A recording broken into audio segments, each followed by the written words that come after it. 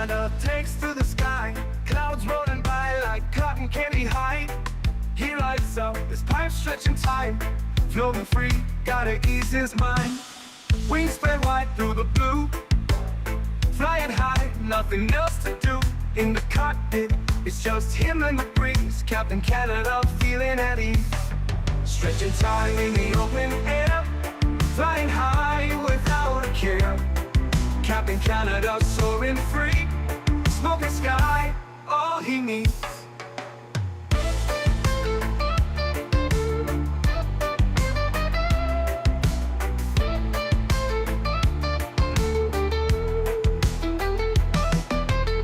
Turbulence can't shake his vibe, every puff makes him feel alive. He's the captain you can't confide, loving life and stretching time. Sunset glow as he climbs higher, heart beats to his own choir. With a grin, he takes another puff, for Captain see no skies too tough. Stretching time in the open air, flying high without a care. Captain Canada soaring free, smoking sky, all he needs.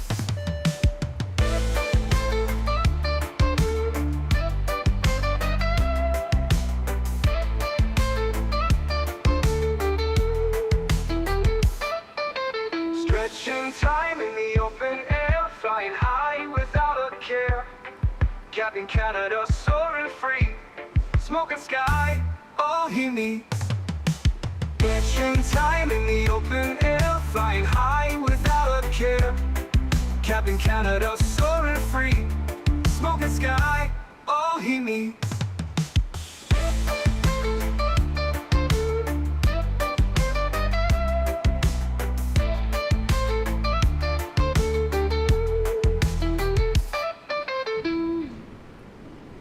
Hello everybody, welcome back to another Microsoft Flight Simulator live stream. I hope you're all doing well. Happy Sunday.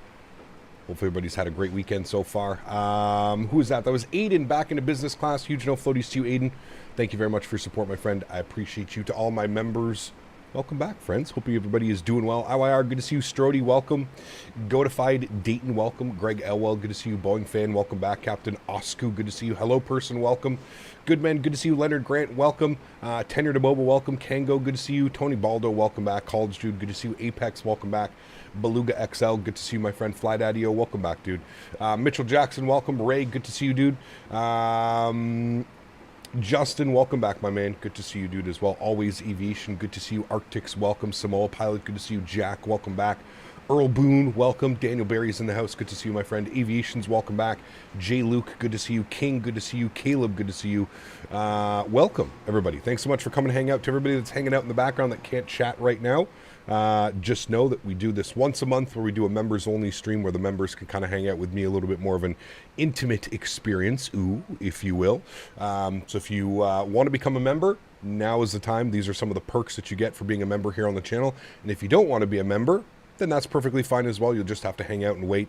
I will open up chat as we are on our descent into Sydney, passing through 10,000 feet. I will open chat and everybody can come in and say hello.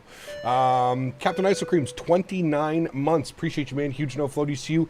Thoughts on this ends? Well, if there's anything that I've learned over the last like 5 to 7 years is to not get excited. I do think that this is the best team that we've had in quite a while, especially with Allmark and Net and some of the upgrades that we've made and some of the veteran presences that are on the team.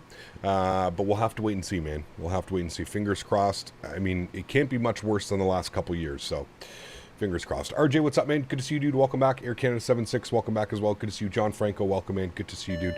Thank you again, Captain Iso Creams, for 29 months. I appreciate you. Bumpkin Air, nice. Welcome back to business class as well. Huge no floaties to you, my friend. Thank you very much for the support. I appreciate you. Incredibly kind, man. Thank you, thank you, thank you. Nismo, welcome back, man. Good to see you, dude. Hope all is well. Sasha, good to see you. Joseph, good to see you, man. Welcome back. Looking forward to 2024. Soon, man. Soon. They have been, there's been some rumblings online saying that they are planning to do some type of like early access or open beta or something like that for the month of October, maybe towards mid or end October. So fingers crossed, maybe we'll get to see some content before the official release date on November 19th. If not, we'll just have to wait patiently for November 19th. Fingers crossed, man. I really hope that it's going to be a seamless launch and everybody's going to be happy with it. Anyways, welcome aboard, friends. Obviously, you can see here in front of us the beautiful, stunning, shall I say, Air New Zealand all-black 777 livery. We are going from Auckland, New Zealand, over to Sydney, Australia. We don't get to fly in this part of the world very often, so love when we do get to fly in this part of the world. This is a real-world 777 route as well. I know it's pretty crazy, but this is a high-density route, I guess you could say. So looking forward to this. They take all kinds of planes, man. 777s, 787s, 320s. They send almost every airplane in their feet minus the ATR over to Sydney. So this should be a fun one. Looking forward to it. Again, don't get to fly into Sydney all that much. Don't get to fly in and out of Auckland all that much as well. So very much looking forward to this one. Should be a great one. And once again, to all of my members who are here and all of the members that are not here today, I want to thank you guys very much for your continued support of the channel. I know it's been, I think, like two months since we've done a member stream, so it feels good to jump back into the member streams. And thank you, everybody, for the continued support. Truly do appreciate it, man. YSSY is Singapore? No, that's Sydney. Sydney, Australia. Boeing fan, drop on the £2. Thanks so much, man. Says, Son, MNG Airlines 330-200 freighter landing at Luton. That's got to be a little bit rare. Don't see a lot of the 330 freighters. Huge no floaties to you, Boeing fan. Thank you for the support, man. Really do appreciate you, dude. Thank you, thank you, thank you. This airport does not show up in your sim. Why? That's weird. It definitely should. It's Auckland, New Zealand. Odd. Do you not have like the Oceania or something installed, or that's weird? I don't know. I don't know what to say. What's your plan when 2024 comes out? Play it for a little bit, then come back to 2020. Still good pay where it comes out. Most likely, Aiden. I think what we're going to do is we're going to keep Microsoft 2020 as like our base sim for all of our like commercial flights that we plan on doing. And then I think what we're going to do is, at least for the first probably the first couple weeks, maybe even the first month, we're going to focus on doing the career mode. So we may do we'll just probably mix it up week by week. We'll probably, jump into 2020 for a week, fly it, do our usual streams, our real world ops, and then maybe spend a week doing like our career mode or something. Or we may even end up doing half and half, right? Half of the week spent in 2020 flying our airliners, half of the week getting our career mode, because I really want to do the career mode. I think that that's a incredible opportunity for like myself as a content creator. I think there's a lot of great content that we can get out of doing some type of career mode or something like that. You know what I mean? So yeah. Do you use auto FPS? I do not. No. Hit the cap locks button on your keyboard for me as well, please. Depends how quick the airlines come over. If they tweak the flight models, it could be over a month or so. Yes, exactly. So we'll have to wait and see. Now, keep in mind, all third-party developers, I believe, that sign up will get early access to the SDK, meaning that if you're a developer like PMDG, Phoenix, AnyBuilds, all of like the big names that we have in the sim, you will, fingers crossed that these guys have all got into the SDK early, and that they'll actually be already working on the airplanes or have an idea of where they want to go with the airplanes. That's my thought process. Fingers crossed that that's how it goes. I have no clue if that's how it's going to go, but one would like to think that they are releasing the SDK a month early, so at some point in October probably the SDK will be out for developers. So fingers crossed, scenery developers, aircraft developers have signed up, and they're ready to go and they're good to go. So we'll see. Fingers crossed. Probably use 2024 for free flights depending on the planes until everything is compatible. Yeah, and I mean, don't forget, right? We are getting high quality airliners, right? We should have a 737 MAX. We should have an A330. We're going to have a Beluga. Then we're going to have like a bunch of airplanes that we could also possibly fly when it comes to Microsoft and do the airline route as well. So we'll have to wait and see. Like I said, a little bit too much out in the open right now and too many unknowns to for sure figure out what we're going to be doing. But for the first week, I think we're going to kind of focus on the career mode and kind of go that route and kind of have some fun with that. So did you test the winds in 2024? Not really, man. I had about an hour and 20 minutes with the new simulator, and about 20 minutes of that was trying to figure out the controls and why things weren't working. But yeah, I didn't really get to test it as much as I would have liked to have tested it. Definitely not like when we have it here and we can kind of do whatever the hell we want. But Yeah, everything felt really good. The flight model felt good. The ground physics felt good. You definitely could tell there was a difference between 2020 and 2024, which is great. So, I believe now because MNG are putting their 300s into retirement, we could see more 330s. There you go. Flying 13 hours and 9 minutes from Rome to San Francisco in the 777. I am 8 hours and 16 minutes in. What's going to be the landing going to be like? I have no clue, man. Fingers crossed you have a great landing. We had a gorgeous landing. If you missed our flight yesterday, we did a long haul from Washington Dulles to London Heathrow, and we absolutely, probably one of my best landings in this aircraft, absolutely greased it into London Heathrow last night. So if you didn't check that out, go back and watch the stream from yesterday. You can see the cargo is all on board, friends. So without further ado, let's jump inside the aircraft. Let's start getting some things programmed, ready to rock and roll. We've got about 110 passengers left to board here for our flight in to Sydney. So first thing is first, we do have the battery switch and the ground power turned on. So we're going to get our Adirus on. We'll arm our emergency exits. We'll go and get some window heat turned up and on over there as well. Everything else looks good. Everything can kind of stay in the auto or off position for now, and then we'll kind of get to everything as we continue our flows. Let's come down here to the electronic flight bag. We'll go and import our flight data. Air New Zealand 101. Service from Auckland up to Sydney with a cost index of 15. We're definitely going to bump that up because we're going to want our best forward cruise speed. Everything else looks good. You can see 1,179 nautical miles on the flight routing today. According to SimBrief, we are scheduled for 2 hours and 54 minutes of airtime, 3 hours and 22 minutes gate to gate. So a perfect Sunday stream. Still haven't decided what we're going to be doing tomorrow. We might jump back into the PMDG 7.3 for tomorrow.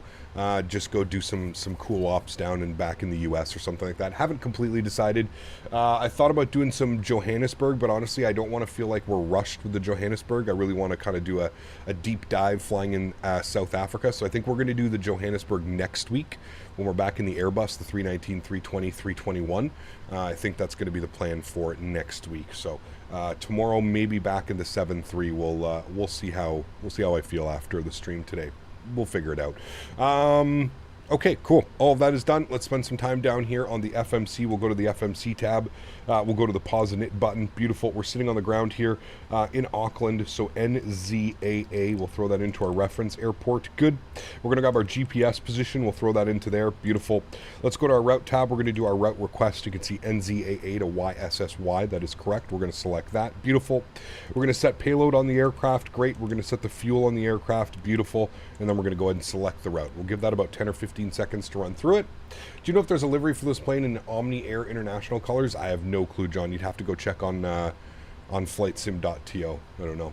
I have to stretch. Oh, baby. We love stretching. Stretch to you, sir.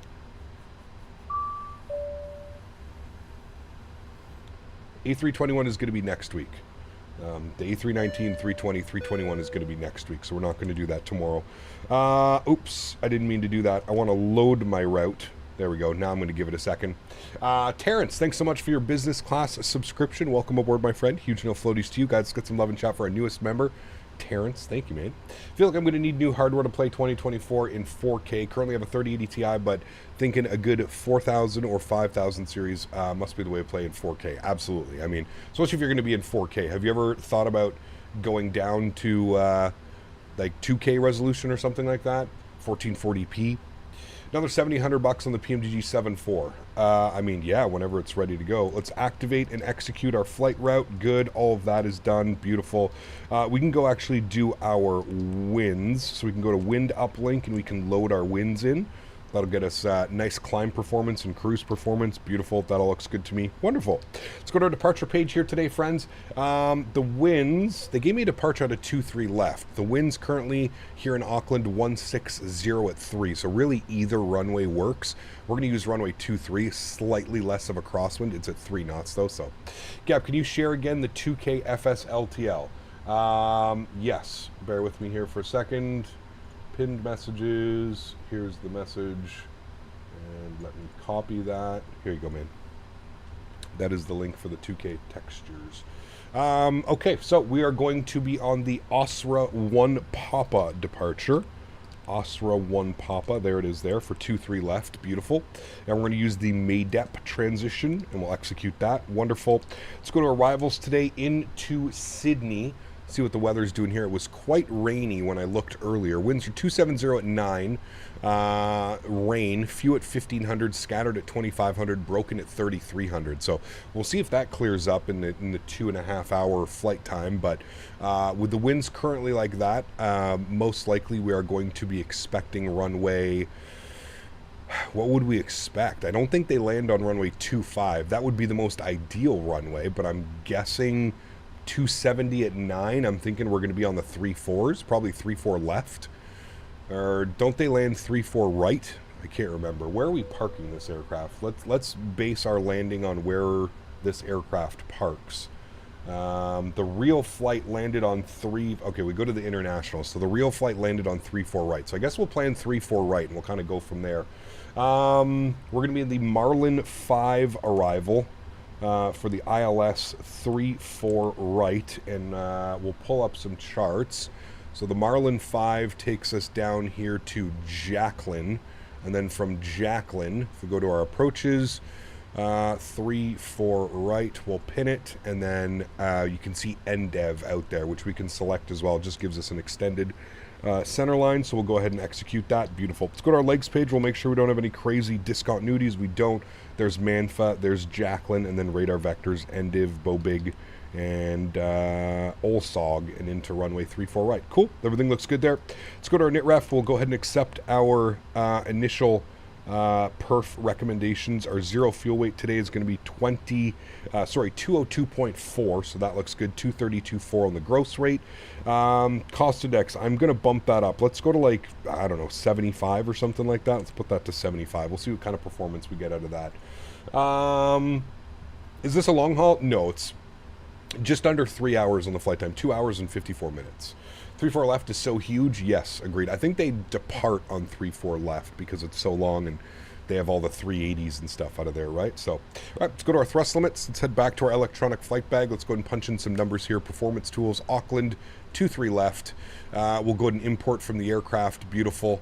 We'll go ahead and import our live weather as well. Beautiful. I'll press the magic key button to get all of our altimeters synced up, and then we'll go ahead and calculate that. So flaps 5 degrees, going to be an N1 percentage of 86.7, takeoff D rate 2 with a 46 degree cell temp. So takeoff D rate 2, 46 degree cell temp, beautiful. Let's go to takeoff page. Flaps will be 5 degrees. We have our CG weight today, 29%. And then we've got our V speeds, 51, 54, 59. 51, 54, 59. Everything matches up.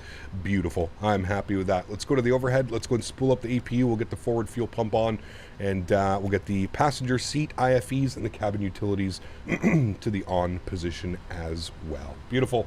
Did I miss anything else in chat? I think Diego got the link for that, so that's all good. Cool. Sweet.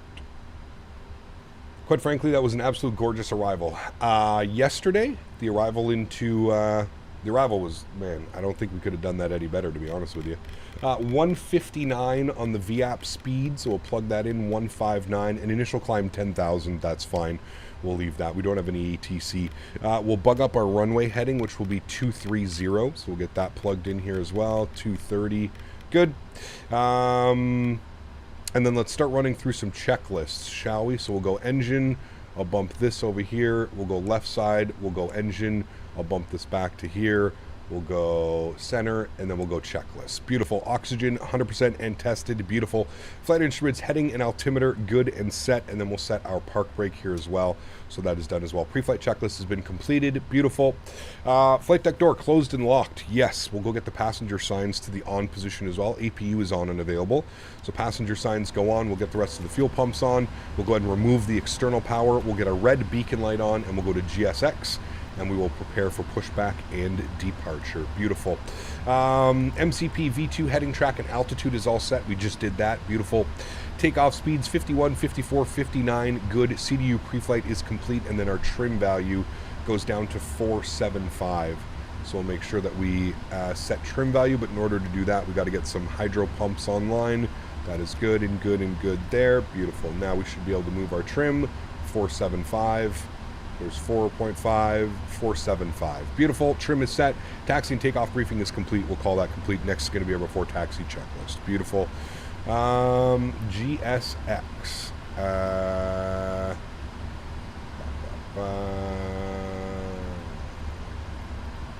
Departure clearance waiting for other services to be completed. GPU.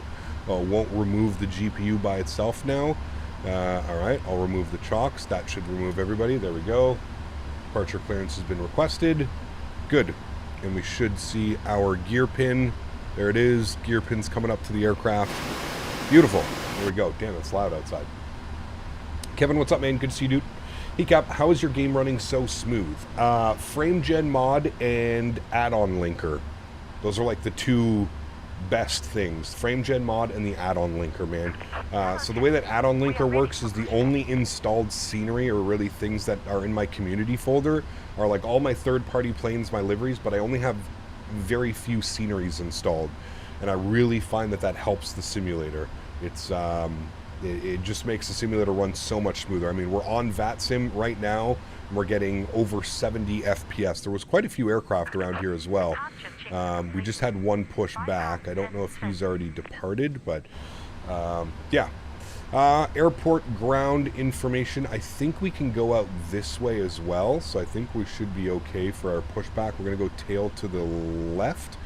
Yeah, we can come out this way and go Kilo. We'll go Kilo, Bravo, and then Alpha, and we'll go all the way down for 2-3 left. And we'll line up via Alpha 1. Should be plenty of room. Beautiful. Cool.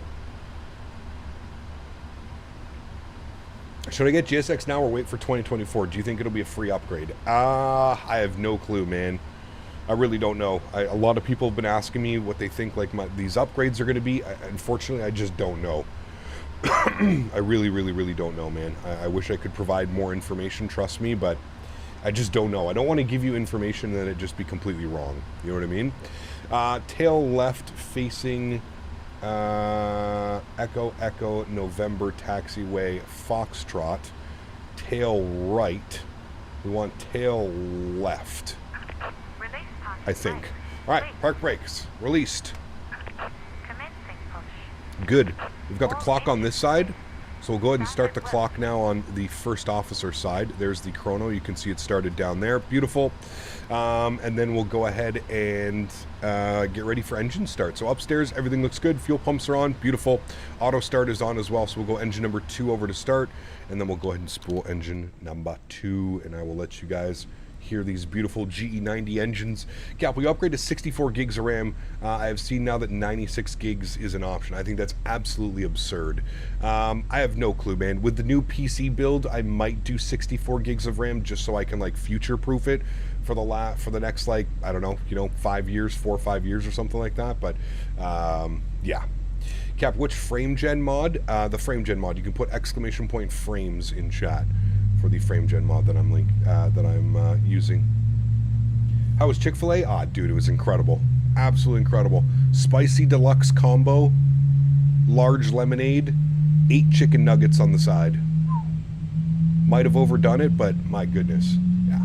I have 32 gigs of RAM and I never fill it up. Correct. I mean, now it's the new sim, right, Dan? And I've showed this before. I have 32 gigs of RAM right now. We're using 56, so we're using just over 16 gigs of RAM. Now, the new simulator could use a lot more RAM. We don't know, right? Like, I haven't been able to look at numbers and test things yet, but I agree with what Dan said. I mean, I very rarely do I even go above 50% RAM usage, so I don't know. Any builds just came out with Johannesburg. They did, yes. Plus you're streaming. Yeah, well, I do have a streaming PC. I have a whole separate PC that encodes and does all of that, but even on that PC, right now I'm using, I have 32 gigs of RAM on, do I have 32 gigs of RAM on this PC? No, I only have 16 gigs. I have 16 gigs of RAM on the stream PC and I'm using 40% of my 16 gigs, so yeah. The recommended RAM for 2024 is 32. I still think that's all you need, man. And I mean, if you're, at least with RAM, just make sure that you're getting a decent motherboard that can support dual channel and stuff like that, and I think you should be good. You know what I mean? Park brake set. Engine number 1 over to start. Go ahead and intro fuel. Beautiful. Why does the engine have stuff in it? That's part of the frame gen mod. That's one of the downsides of the frame gen mod is artifacting and weird stuff like that. I did not get a milkshake. No, I got a large lemonade. Zach, what's up, my man? Good to see you, dude. Hoping the frame gen mod will do the same wonders for me in 2024. I'm sure it will, man. I'm sure it will, Anders. Yeah. Dice, it's a members stream. I'll do this today. Huge no floaties to you, man. Thank you very much. GMC with the $10 donation. Huge no floaties, man. Thank you for the support, dude. I really do appreciate you, man. Thank you, thank you, thank you. I put 32 gigs in my new build last year. I think I may just grab 2 more of the same sticks and make it 64. Yep, I mean, nothing wrong with that. I think what you should do, college dude, honestly, is just wait for the new sim to come out and then kind of base it off there. I think it would be silly to spend the extra money right now on the RAM. Wait for the new sim to come out, and then you can benchmark it yourself and kind of go from there, right? I hope that makes sense. Warning all, that C24R is a hell of a GA. Nice, Digital. Glad you had fun, man. Which I do with my joystick isn't very reactive. It isn't as reactive as yours. I have to put more inputs, and I've already tried changing the reactivity. I don't know. I don't know what side stick are you using. There's many questions that I would have, to be honest with you. I'm not quite sure what would be happening with that one. I think the aircraft in front of us pushed through us, or he just logged off for this process. Okay, upstairs, everything looks good. Up here, we'll go ahead and kill the EPU. Don't need that anymore. Everything's in the auto position. Everything looks great there. We'll go ahead and get our anti-ice off as required. Recall has been checked. Auto brake, RTO, flight controls free and clear. Ground equipment clear as well before taxi checklist is complete.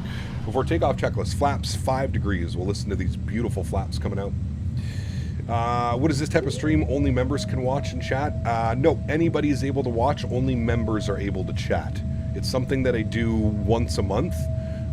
It kind of just allows a little bit more of an intimate experience. We have quite a bit of members here on the channel, so sometimes I find in the everyday streams and the bullshit of people just kind of like being idiots in chat, sometimes some of the members stuff gets kind of, you know, flogged down and stuff. So yeah, once a month, usually the final Sunday of every month, I do these members only streams where like I said, everybody's free to watch. It's only the members that can kind of come in here and chat for a little bit. So I only do it once a month. I know some people, I got a lot of gripe when I first started this. People were all upset and he only wants money and like all these things, and it couldn't be further from the truth. It's if I really wanted money, I would just make every stream a members only stream, and I would just have the idiots, you know, and the trolls and stuff just not be able to talk. And and I'm not saying that not everybody, I get it, man. Listen, $5 a month, that's not affordable to some people, and I completely understand.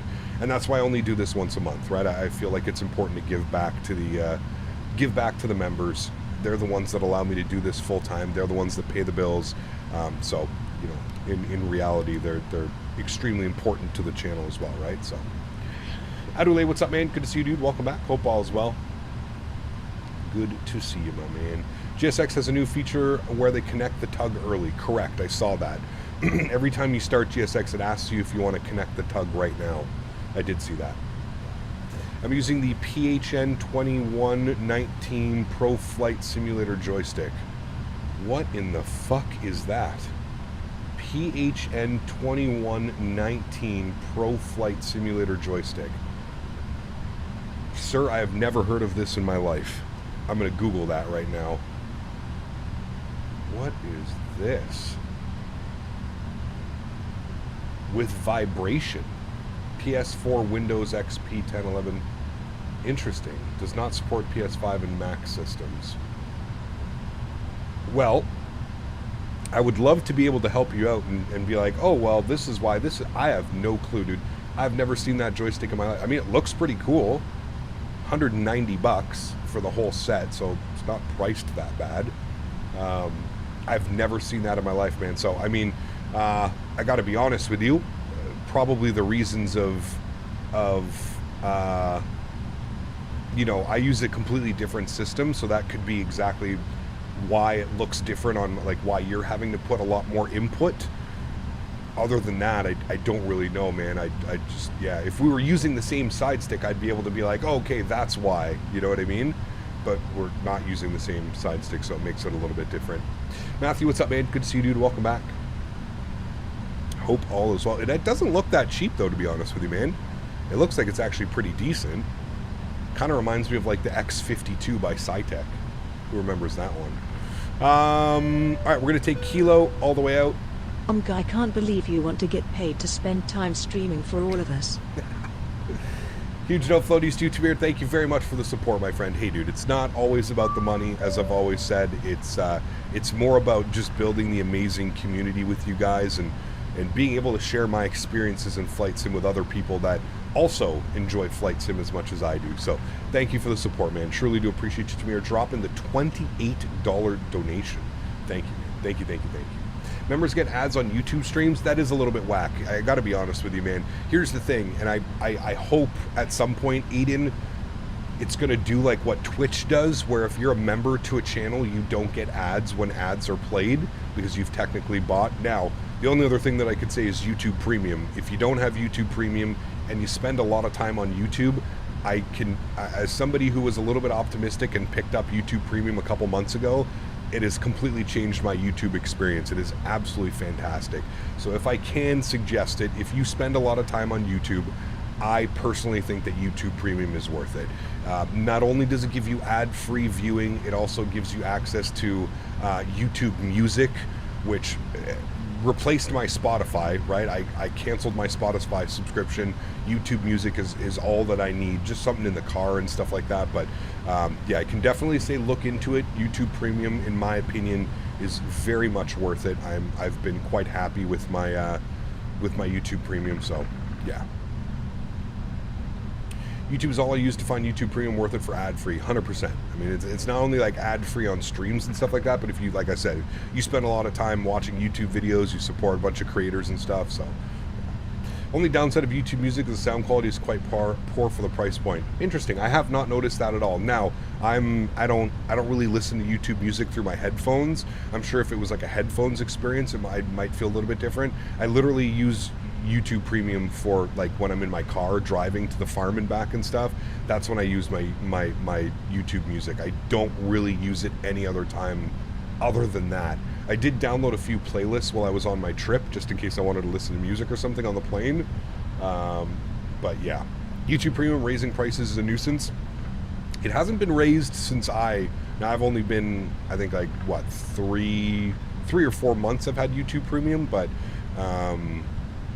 yeah, I can't, the prices haven't increased for me yet, but I could understand how that would definitely be a nuisance. Just set a price and kind of, you know, it's YouTube, man. They make billions of dollars a year. I don't think they need to nickel and dime us for a couple extra dollars a month, but yeah. Use Tidal if you care about sound quality. Okay. I have 2.5K hours in YouTube overall. Okay. I pay a year at a time for YouTube Premium. That's probably smart. Makes it so they can't increase the price month to month. I think I'm on a month to month right now, and I think I'm paying like 12 USD, $12 Canadian or something. I think, maybe. I'm not quite sure.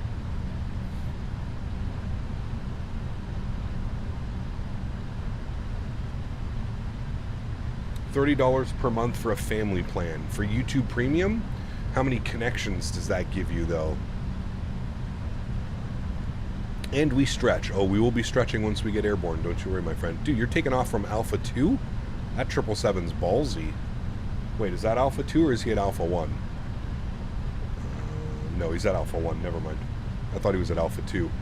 I was like, sheesh. I visit my home in a month and a half. Excited to use my flight sim setup again. Nice. Arctic's very cool, dude. Very, very, very cool.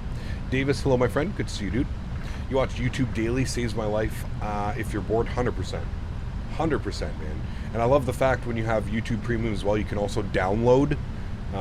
So you can like download videos, you can download clips, you can download past streams and stuff like that. If you missed a stream and you want to watch the stream, you can go and watch it. So yeah, I like that little aspect of it as well.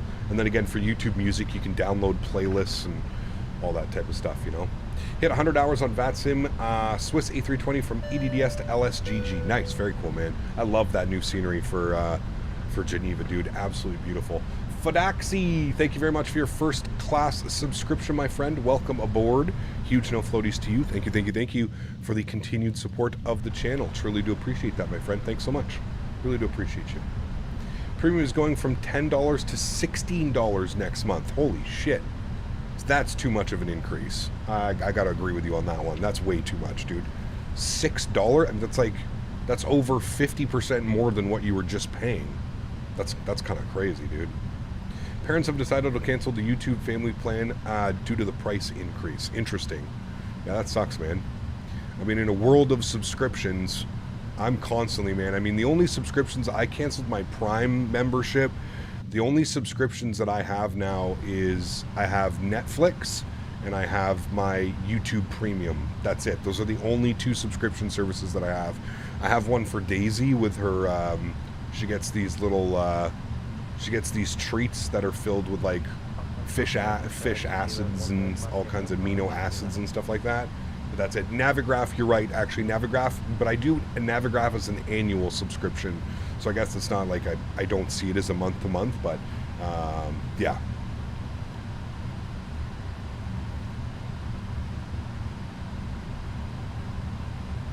Yeah, I got you, Strody. It's £13 a month for YouTube Premium, which is 20 Canadian. I think I'm paying like 14 bucks. I think it's $13.99 or $12.99. I think is what it is. But is it $13.99 in Canada too for Premium? I think that's exactly what it is, Matthew. Yeah. I can check my PayPal. I have it synced to my PayPal. Oops. Why is this doing this?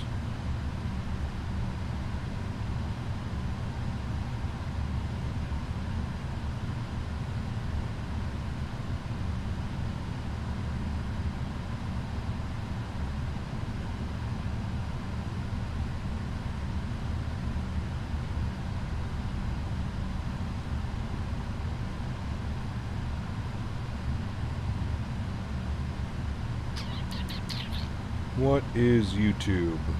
I think it's $13.99 a month. I just paid it, so...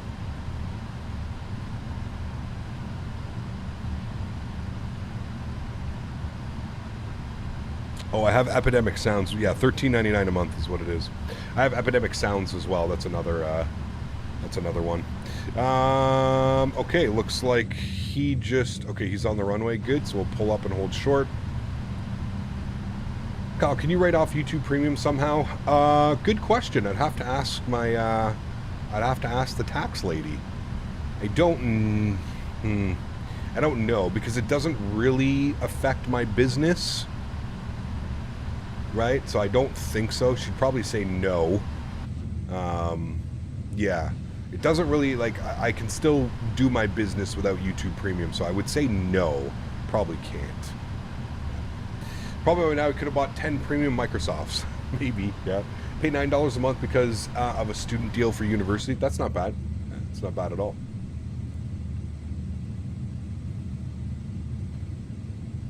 Crazy how it's different prices per country. YouTube doing us dirty.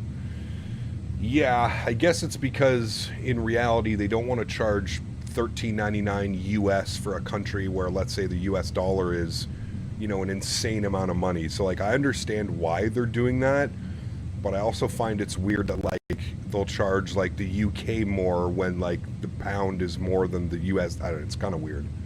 Kind of weird, yeah. People do their business without private jets, but that's little YouTube Premium. I guess you're right, Beaver. Never thought about it that way. I guess you're right. The sound is bugged. Anybody else having sound issues?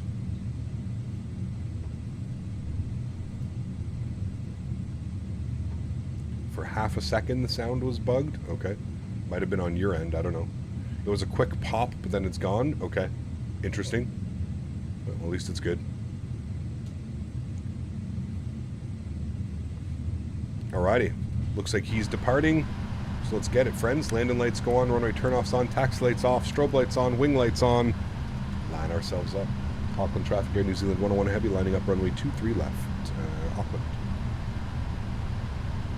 What's your TLOD distance in the sim? I believe it's set to 100. Whatever the Whatever the pop appeared when switching camera views. Ah, okay. I have it set to the high-end preset, so I think it's 100. I'm pretty sure it's 100.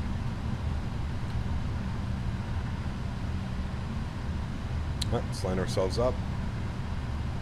Still sound hot. Said no one ever, except Davis. Alright, got a nice little lineup here.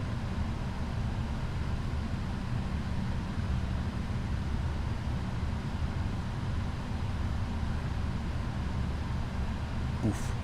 Nice lineup, chat. Scared Matthew, what's up, man? Sacred Matthew, sorry, what's up, dude?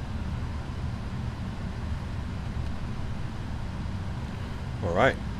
Nice and lined up on the runway there. I just feel like that's a decent lineup.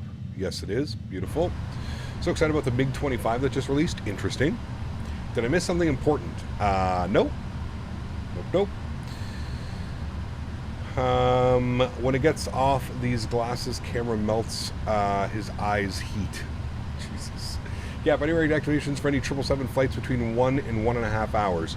Kuwait City to Dubai, or vice versa. Dubai to Kuwait City.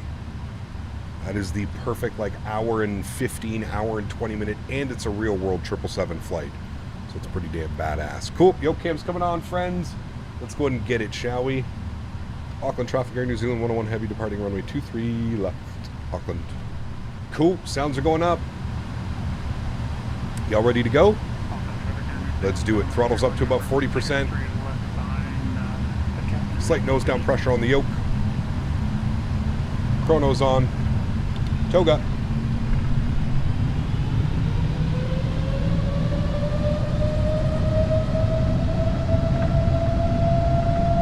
Takeoff power set. 80 knots. Neutral.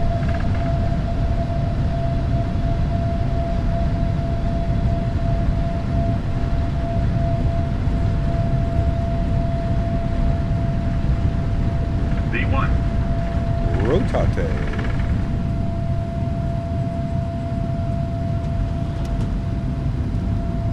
Positive rate of climb. You're up.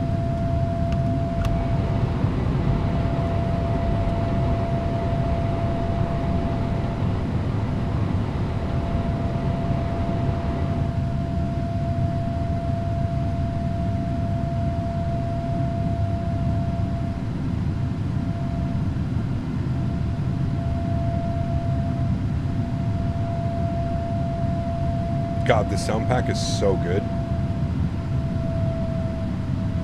Climb power's in. We'll bring that nose over very gently. Beautiful.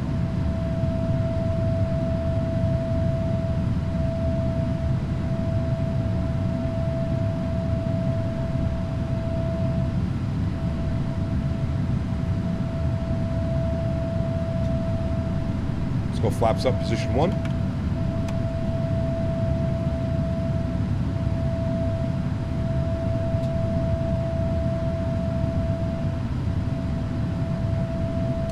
Kill the nose light, runway turnoffs, wing lights, all to the off position. Coming up on 220 knots, we'll go flaps clean.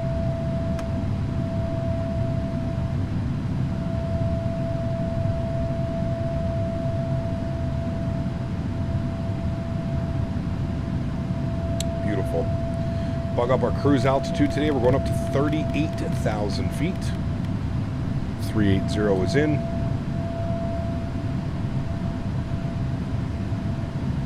Is the default sound really that bad, or was it a bug yesterday? It's that bad, which is not good. Yeah, it wasn't a bug. Those are just the default sound, Anders. Not good at all. Much prefer getting the FT Sim sound pack.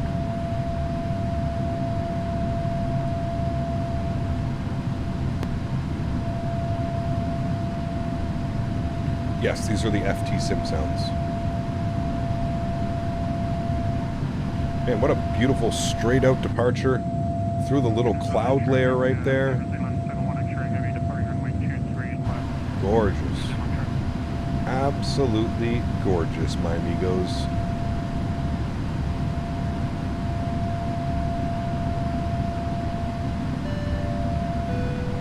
CJ, 3 months. Appreciate you, man. Says, what better time to have 3 months? My man. Huge no floaties too, dude. Thank you very, very much for support.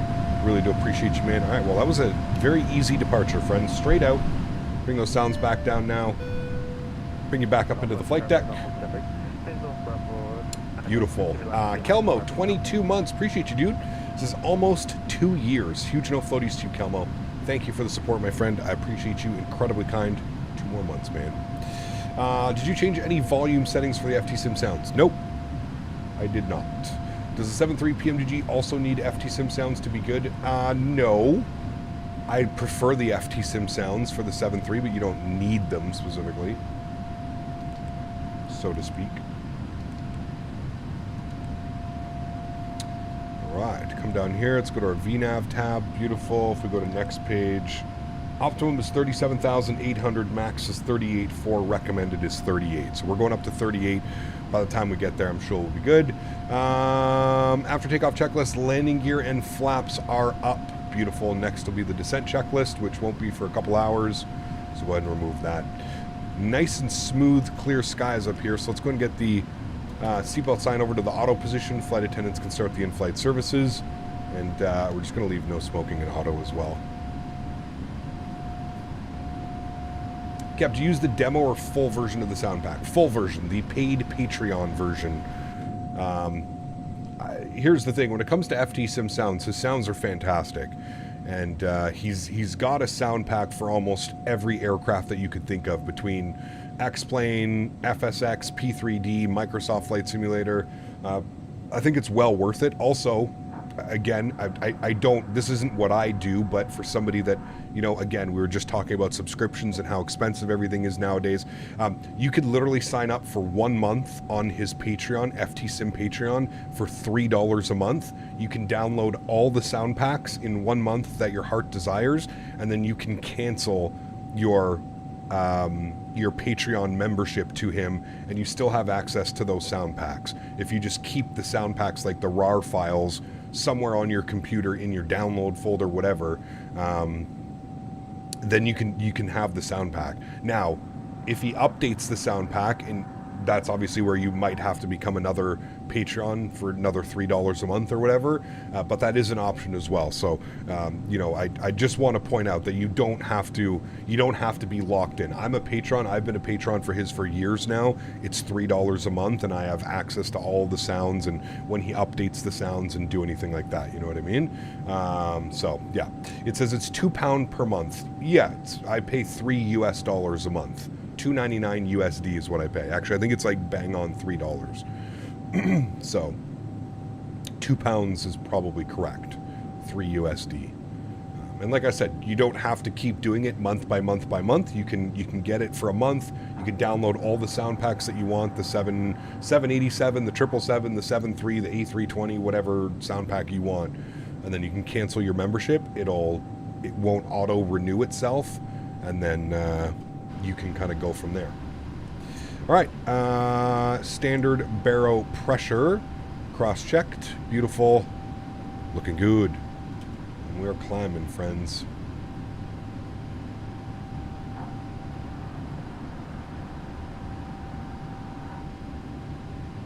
We are climbing. Are PMDG aircrafts the only ones you use the FT-Sim sounds for? I use it for the Kuro mod when I was flying the Kuro mod. I don't do it for the Phoenix. I think the Phoenix sounds are spot on. I'm trying to think what other aircraft I used it for. I don't use it for the A300. Somebody said there's a sound pack out for the MD-11 as well now, so we may have to check that out. FT-Sim MD-11 pack.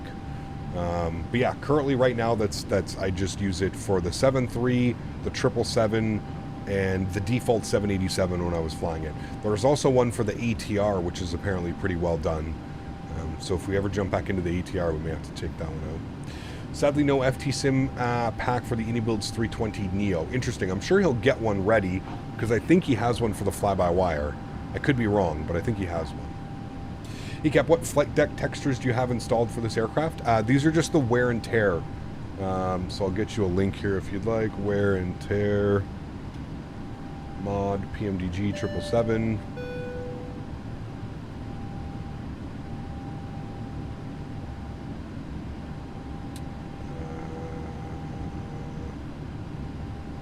Wear and tear mod PMDG 777. I don't know why it's only showing me the 737s.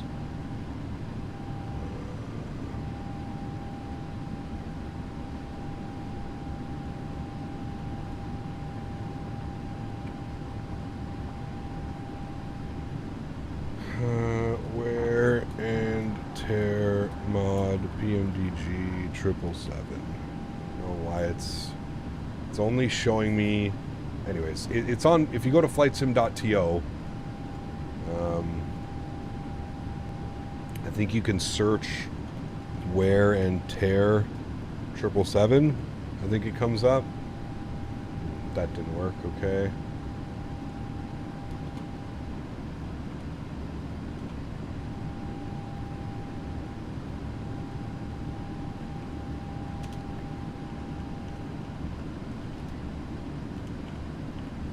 I find the search feature for flightsim.to to be absolutely terrible, if I'm being honest with you.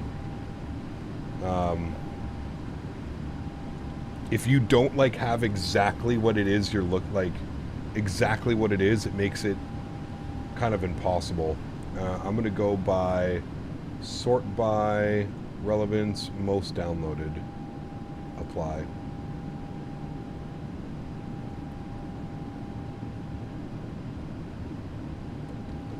There's a flight model fix three years ago. Oh, that's the Captain Sim.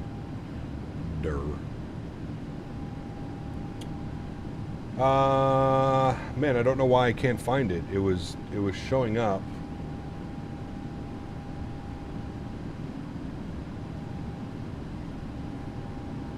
Maybe it's not available anymore. Wear and tear texture mod PMDG 777.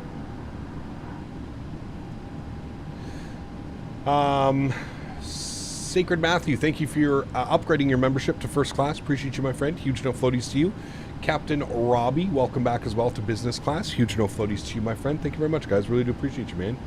The search bar on is trash on .to. Dude, it's brutal. Absolutely brutal. Now, here's the thing. I can find the 737 texture mod, but I don't see it. Who makes the one that I'm using? Hold on. If I just search by date modified, let me see here. It's the Thanzo mod worn cockpit. Thanzo mod worn cockpit. Okay, well, here it is. I finally found it. Jesus Christ. I don't understand why this was so difficult to find. Here is the mod for the wear and tear. Thank you again, Sacred Matthew, and thank you again to Cam Robbie. Welcome back, my friends. There's the mod for anybody that was wondering, the wear and tear mod. Any plans for the Edie Builds Johannesburg? Next week when we're back in the Airbuses, man. I thought about doing like another flight in, but like, man, into Joburg, there's really only like long hauls, like from like London and Dubai and stuff like that for the 777. And the 380 and stuff like that. So next week we're gonna wait till we're back in the we'll be back in the 320, 319, 321. Oh, actually I wanted to start a poll and ask you guys for today. Start a poll for tomorrow. Auckland traffic, double 165 heavy taxi runway 23 left via Alpha. More 777 ops. PMDG 737. All right, you guys decide what we're doing tomorrow. It's either going to be more 777 or we'll jump back in the PMDG, the 73 for some ops. So I'll let you guys decide what you guys would like to do. We'll leave that open for the rest to chat. My guess is more people are probably going to choose this 777. I think we love the 777. Honestly, if you guys choose the 777, we may just do this return flight. I gotta be honest with you, there's not very many like shorter 777 flights that we can do. If anybody knows a short 777 flight that we could do, like maybe similar to this one, maybe reach out to me on Discord and just maybe throw me like a little Discord message. I can do some research, but I know you guys are a lot smarter than me. So if you know any shorter 777 ops, let me know. Keep it under like 3 hours on the flight. That would be absolutely perfect. But do let me know. You can even probably put it in here in chat. And of course, the first person DJ puts a 7-hour flight, EGPH to KJFK. I literally said a shorter flight. I don't want to do another 7 to 8 hour flight. From Dubai to India, that could be good. I guess we could do they do that though? I don't know. No, I wouldn't want to do 4 hours. Not on a Monday, man. We had an 8-hour stream yesterday. Today's going to be a little bit longer as well. I really don't. Nah, I'd rather not do another 4 hour. Next week's going to be super busy with some of the flights and some of the stuff that we have. I'd like to keep tomorrow's flight under 3 hours. I think that would be. I could do some Air India or some Emirates. Does Air India maybe from like Dubai to where would we go? Emirates fly from Dubai to Jeddah. Okay. Who sent me scenery? I got scenery. I can't remember.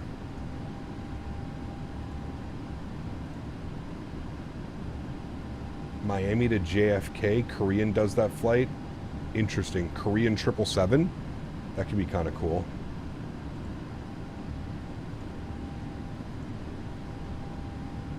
Istanbul to Eham. We've done Eham. We've already done Eham twice in the last like week. So I'm trying to maybe not back into Eham.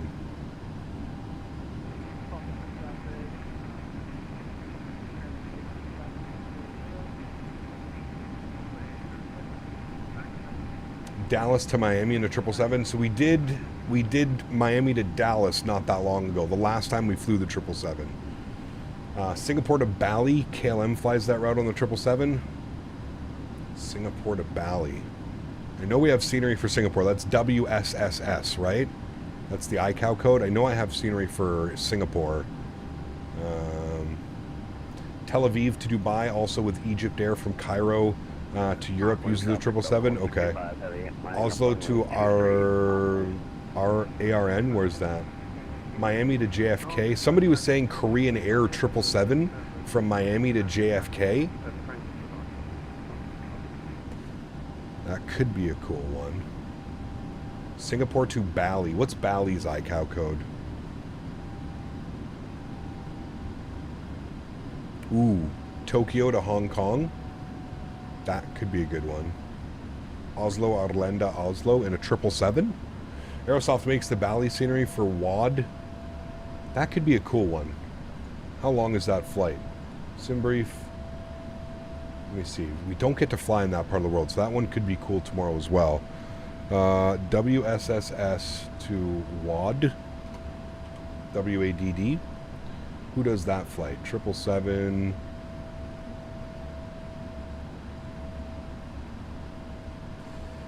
That flight is coming in at 2 hours and 40 minutes. I kind of like that idea, to be honest with you. I really like that idea. Because we never get to fly out of Singapore, and we have stunning scenery for Singapore. Wait, what's Singapore's ICAO? WASS, right? Oh, SSS. WSSS. Singapore to WAD. KLM 777. That's crazy. It's a legitimate KLM 777 op.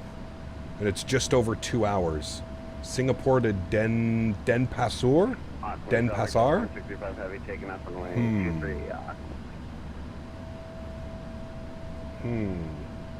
Air Asia does it. Singapore Airlines also does it. What do they take? They take a 787-10. Maybe we take the KLM Orange Pride? Alright, that's the plan for tomorrow then. We're going to do that. Tomorrow's sponsored stream as well with Thrustmaster. So, okay, we'll plan for that. We're going to do Singapore to... Where is WAD again? WADD?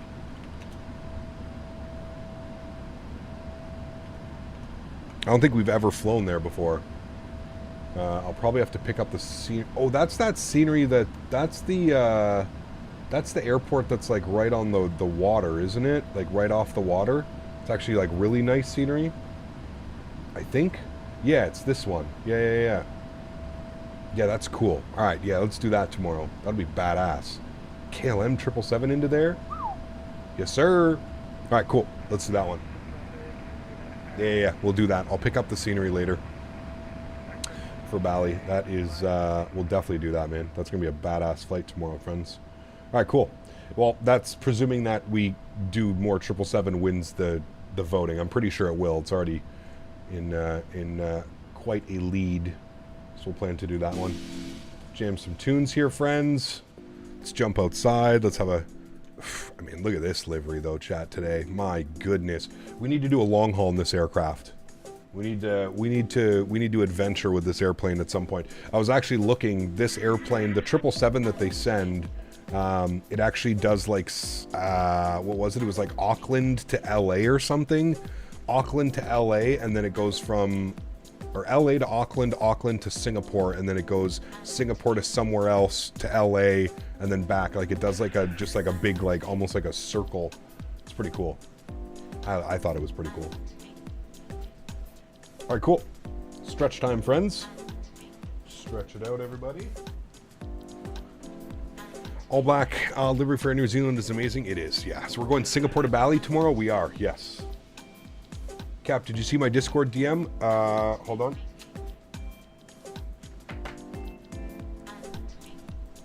This poll is no democracy. Less than 1 hour Swiss plans domestic Airbus 340 and 777 flights. That's pretty cool.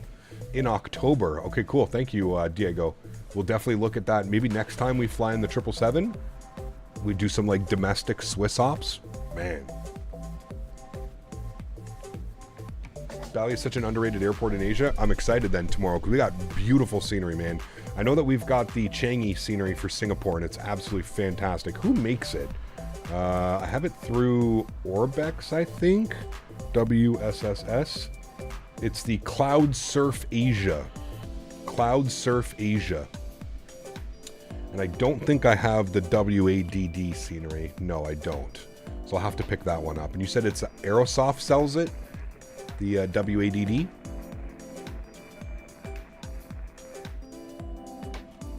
A while back, even though I'm a Scotland fan, I was rooting for them from the start of the...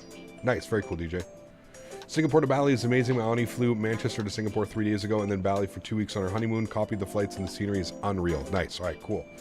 I have heard good things about the Bali scenery. I think I had it for... Correct me if I'm wrong, for my X-Plane users. I believe I had it for X-Plane, the Bali scenery. Did Tampa to JFK in the 320 last night. Spicy clouds on the arrival. Nice. Have you tried the Imagine Sim Singapore? I have not. I have the Cloud Surf Asia, which I believe is the better option, but I don't know. I don't fly in Singapore. I picked that up when we did our Asia tour last year. Picked up a bunch of scenery, spent way too much money.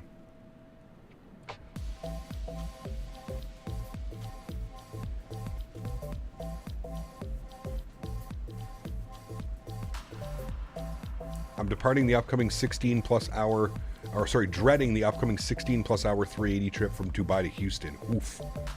Yeah, the Cloud Surf Asia is the one that I was told to pick up by everybody.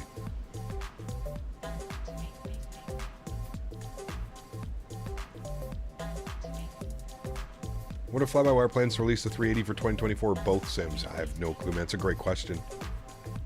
Have they said anything on their Discord?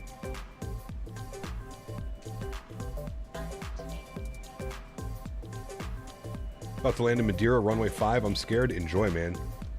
Is that the circle runway? I think it is, right?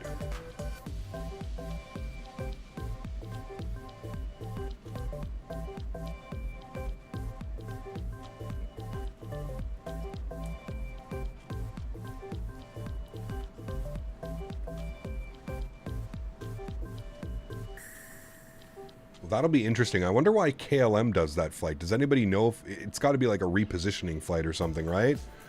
Maybe they go from Bali back to like Amsterdam or something like that. It has to be. Yes, Boeing fan. We know that Fly-by-Wire is doing a 380. The question is it releasing for 24 or 2020? We are all very well aware that Fly-by-Wire is doing a 380. It's pretty sure it's been mainstream media and flight sim for 3 years now.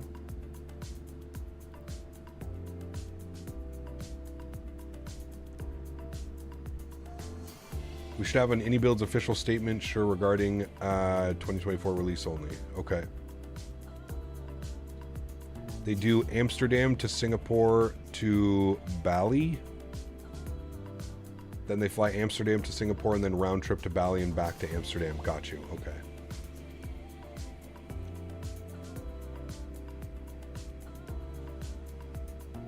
Something like that, DJ. Yeah, it must be.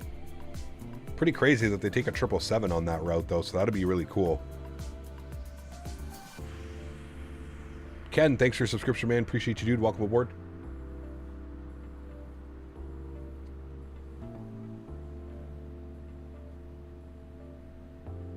Just look at VATSIM radar and it appears SimBrief gave you a different route than some of us. I selected the different route. It was a little bit shorter, college dude. If you look at SimBrief, it gives you a couple routes that you can choose between these two airports. So NZAA to YSSY, pick your airplane. And that's the routing that I'm pretty sure you all took. I took this one. A little bit shorter and a little bit more direct. That's the routing that I'm on. That's the routing that you guys are on. Or some of you.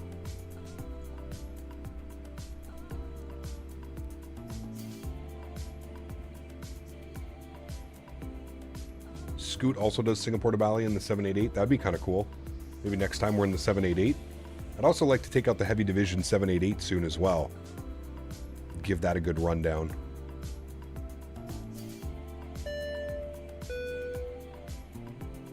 Umer, 34 months. Appreciate you, my friend.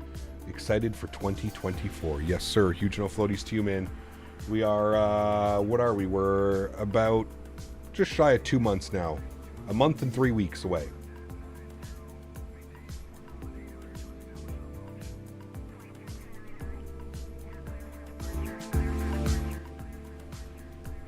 Are you guys hearing this song? It's saying, it's got like ATC in it. Did you hear that? Listen very carefully to this song.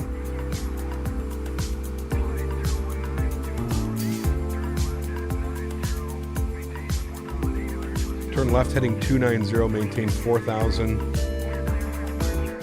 I thought like the in-game ATC was doing something weird. Because I was like hearing that in my ear and I was like, what the hell is going on? Wait, did I say Heavy Division? I meant the Bravo Airspace. Sorry if I said Heavy Division. Mofo, 5 gifted members to the channel. My man. Huge no floaties to you, dude. Thank you very, very much for the support. Incredibly kind of you. Guys, if you just got a gifted membership, you're hanging out in the background, please make sure you say thank you in chat.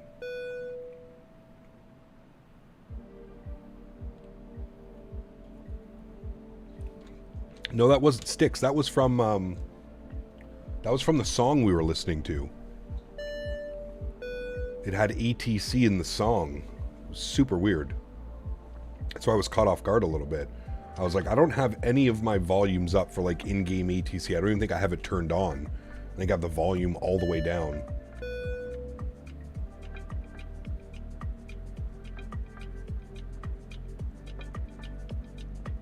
Yeah, sorry if I said Heavy Division. I meant the Bravo Airspace 787. What's the name of the song? That song was called Paradiso. Paradiso by Andre Aguado. College dude, 20 months. Think I'm through the elephant gestation period now. Jesus.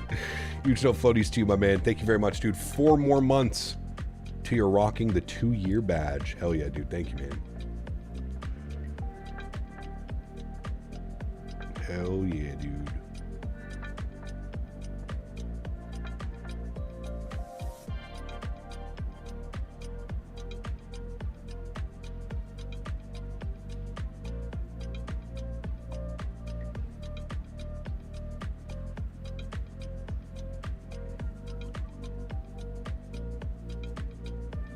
All right, chat, what are we stretching on today?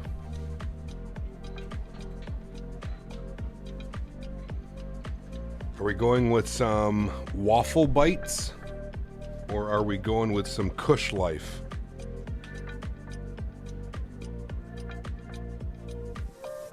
Kush Life or waffle bites, chat?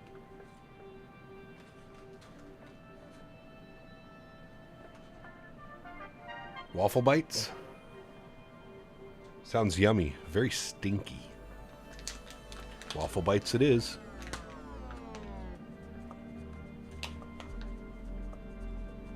I can't describe what this smells like. They say that it smells like syrup, fruit, and baked goods.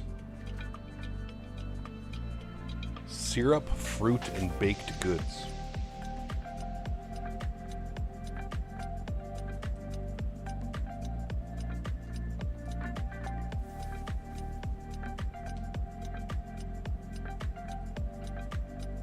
I guess that... I definitely get the fruit and the baked goods. Also get like a weird, like... It's kind of like a weird, I don't know. Can't wait for the next Bean Boozled. Yeah, we'll have to get like, I wonder if they have like a Christmas themed or something like that, you know what I mean? Did you see the 330 at Luton on Flight Radar? Nope. I'll trust you on it though. Mike, 5 gifted members as well. Absolutely incredible. Huge no floaties to you, Mike. Thank you, buddy, for the continued support of the channel. Guys, can we please get some no floaties in chat for Mike? And if you did get a gifted membership, please make sure you say thank you in chat. Thank you, Mike. Appreciate you, buddy. Incredibly kind, man. Thank you, thank you, thank you.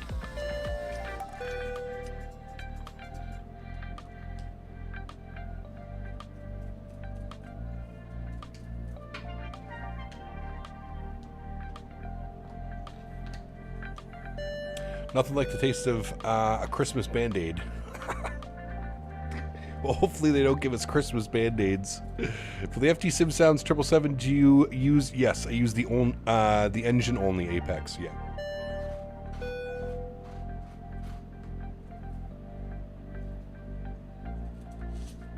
Imagine if they ever make Biscoff-flavored medicine. Man. It'd be pretty crazy, wouldn't it? I don't know if it'll ever happen, but... Will, thank you for your business class subscription. Welcome back, Will. Huge no floaties to you, man. Thank you, thank you, thank you, dude. Appreciate you being here. Guys, can we get some love and chat for Will coming back as a business class member? Appreciate you, man. Thank you, buddy.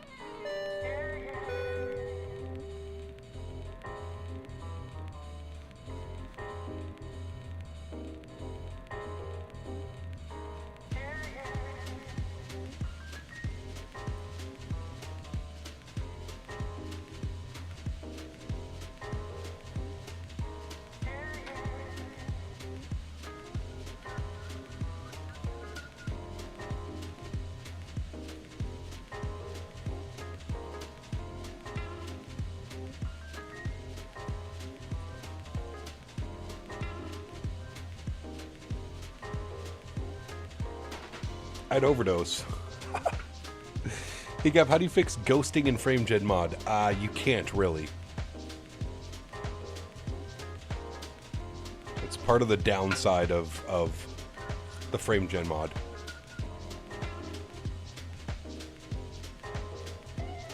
Mofo would be the first person to overdose on weed.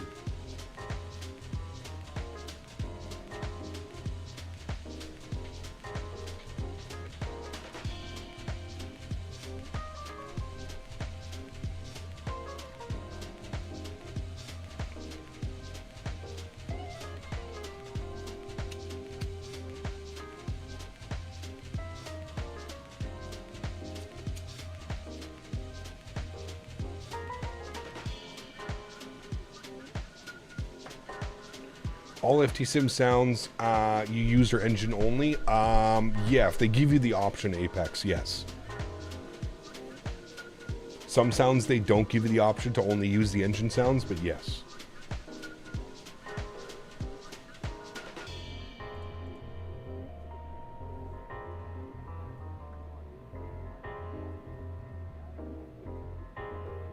Nicholas, hello, my friend. Welcome back. Hope you're doing well. Happy Sunday, my friend, and happy Members September stream. Oatmeal cookies, dude. Chocolate chip oatmeal, got to be like one of the goatest. Who here has ever had Dad's chocolate chip oatmeal cookies? They come in the little 2 single packs. Man, you dip that shit in some milk. Oh boy, Dad's oatmeal chocolate chip cookies. Oh, I have a dad. Nice. Alex to Sydney in the 350. Ooh, that's a long one, Sticks. Hey, Cap, I'm just curious, do you have your own peripherals plugged into your computer or a USB hub? I have a USB hub, Star. If you do plan on going a USB hub route, make sure that you get a powered USB hub. That is the only thing you'll need. Just make sure that it is powered. Because if you're plugging like a ton of peripherals into it, if it's not powered, you may have issues powering it off one USB hub off your computer or one USB slot. So if you do, make sure you get a powered one and get a decent one. You can get one on Amazon, 30, 40, 50 bucks. I have a 8-slot powered USB hub. I can't remember the company. Atolla, A-T-O-L-L-A, Atolla, 8 USB powered hub. USB 3.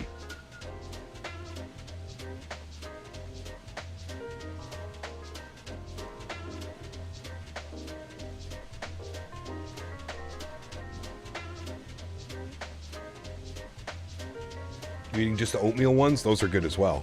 Absolutely.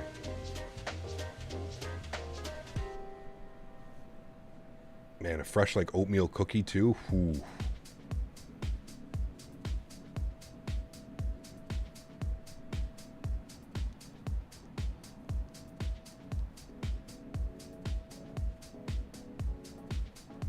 There's this oatmeal I want to try, but I can't get it in Canada.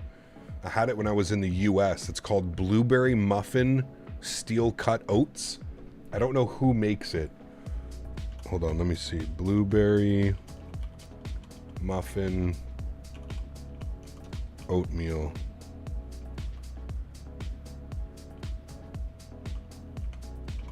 Who makes it?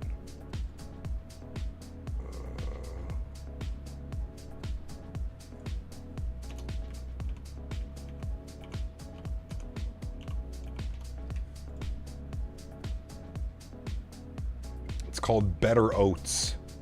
Better Oats Blueberry Muffin. Steel cut oats. Yeah, Better Oats Blueberry Muffin. I can't get it in Canada. But holy shit, I've had it before. Man. It's incredible. Have you tried lossless scaling? I have not. No, if you're not streaming, lossless scaling is probably the way to go. As a streamer, the other thing that sucks about lossless scaling is it won't show, like the capture card won't pick it up. Are we direct Oscar Mike? Soon. Soon. We actually need to go fly in and out of Indianapolis again. It's been a while.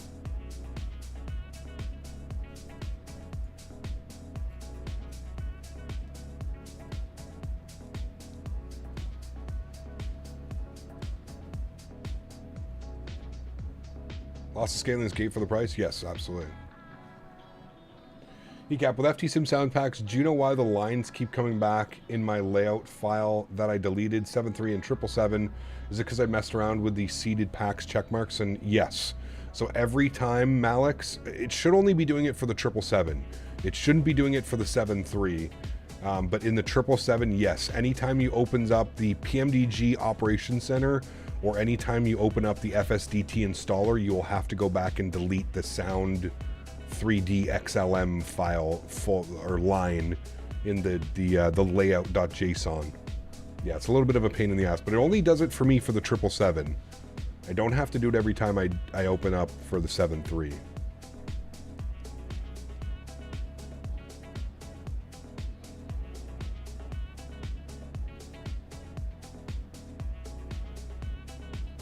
That's what happened to me the other day, Malix. I completely forgot that it did that, and I updated GSX before stream, and then I went live, and I was like, what the hell are these sounds? The wind noise on the default engine sounds is just atrocious. Did you use the default wear and tear options for the 7.3 and the 777? Yes. What do you mean the default? Sorry, Apex. Like the links? I provided links.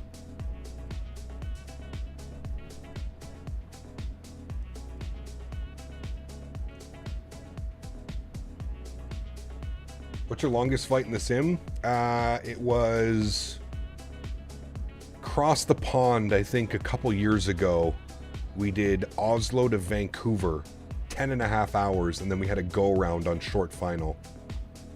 That was probably my longest flight, 10.5 hours.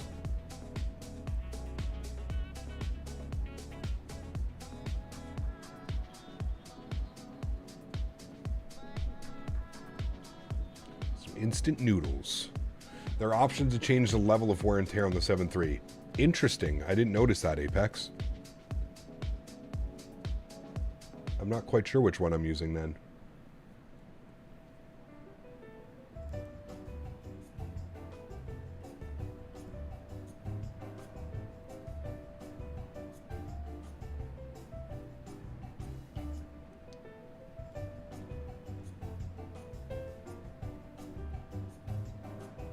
Love to see you do flights in Asia. Well, we're doing some tomorrow, man. Singapore to Bali. That's the plan for tomorrow. Real world KLM 777 ops. Should be nice.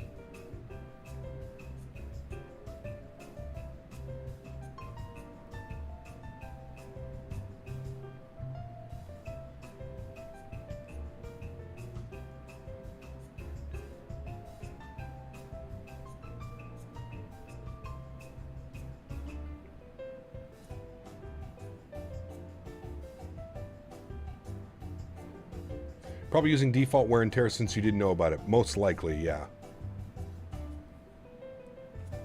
Keep in mind as well, for some of the third-party sceneries for the 7.3, the wear and tear mod won't show up all that well.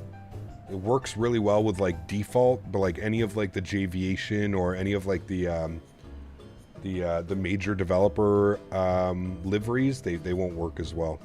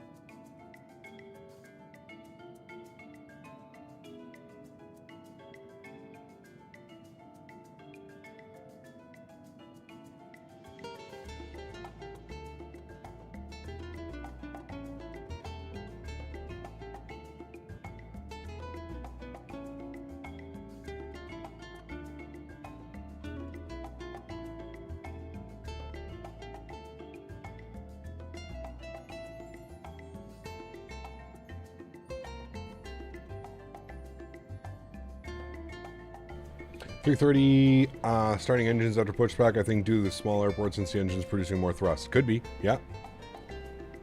Could be it.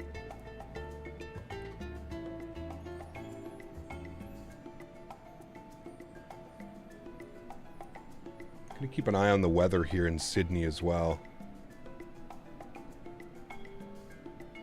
You can see we're well on our way over to Sydney. The weather was looking a little bit spicy. 280 at 6 now. Rain. Few at 4,800. Scattered at 68. Okay, so it's somewhat clearing up. Go to the weather radar. There was some nastiness around. Yeah, okay. You can kind of see it's pushing through now.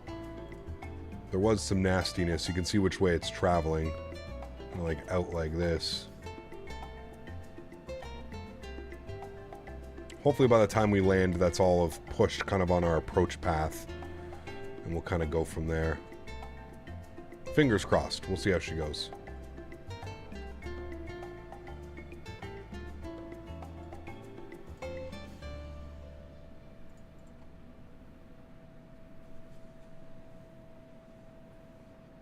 Yeah, it's crazy to me that Luton gets like 330s and stuff like that. It's such a small airport.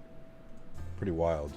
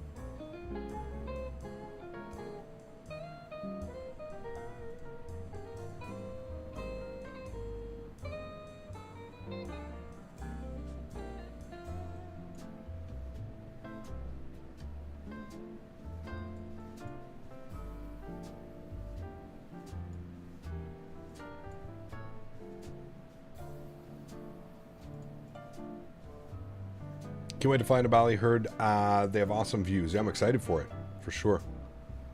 Well, same goes for TUI when it comes to maintenance, and of course, get the DHL 76 every Wednesday afternoon along with the A300.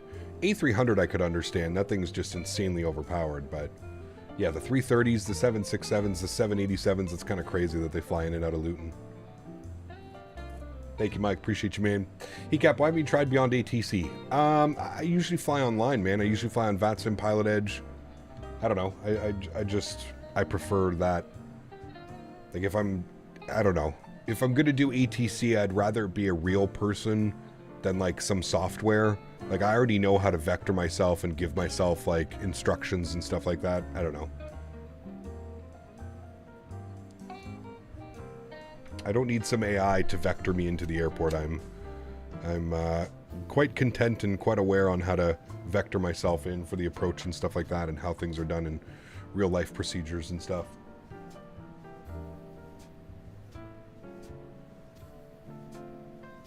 I also think it's a bit expensive, if you want my honest opinion.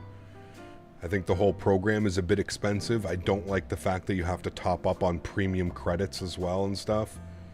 I think that that's, yeah.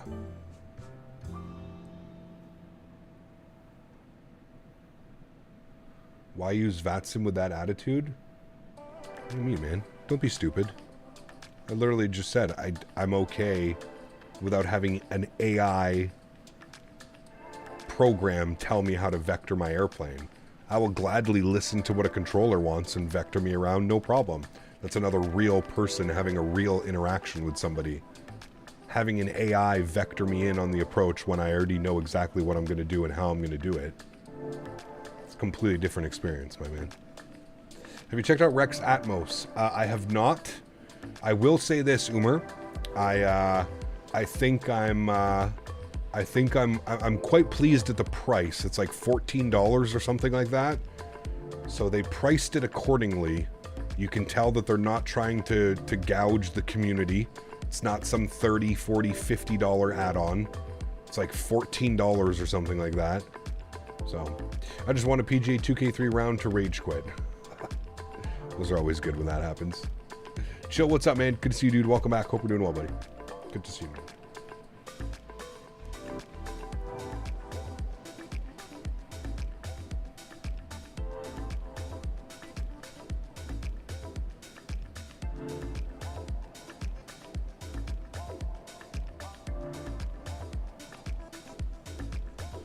Welcome back. Happy Sunday. Happy Members Day. Harry, what's up, man? Good to see you as well, dude. Welcome back. Just had a nice stretch en route to Sydney. Man, we got way too stretched out yesterday, chat, for our long haul. My goodness.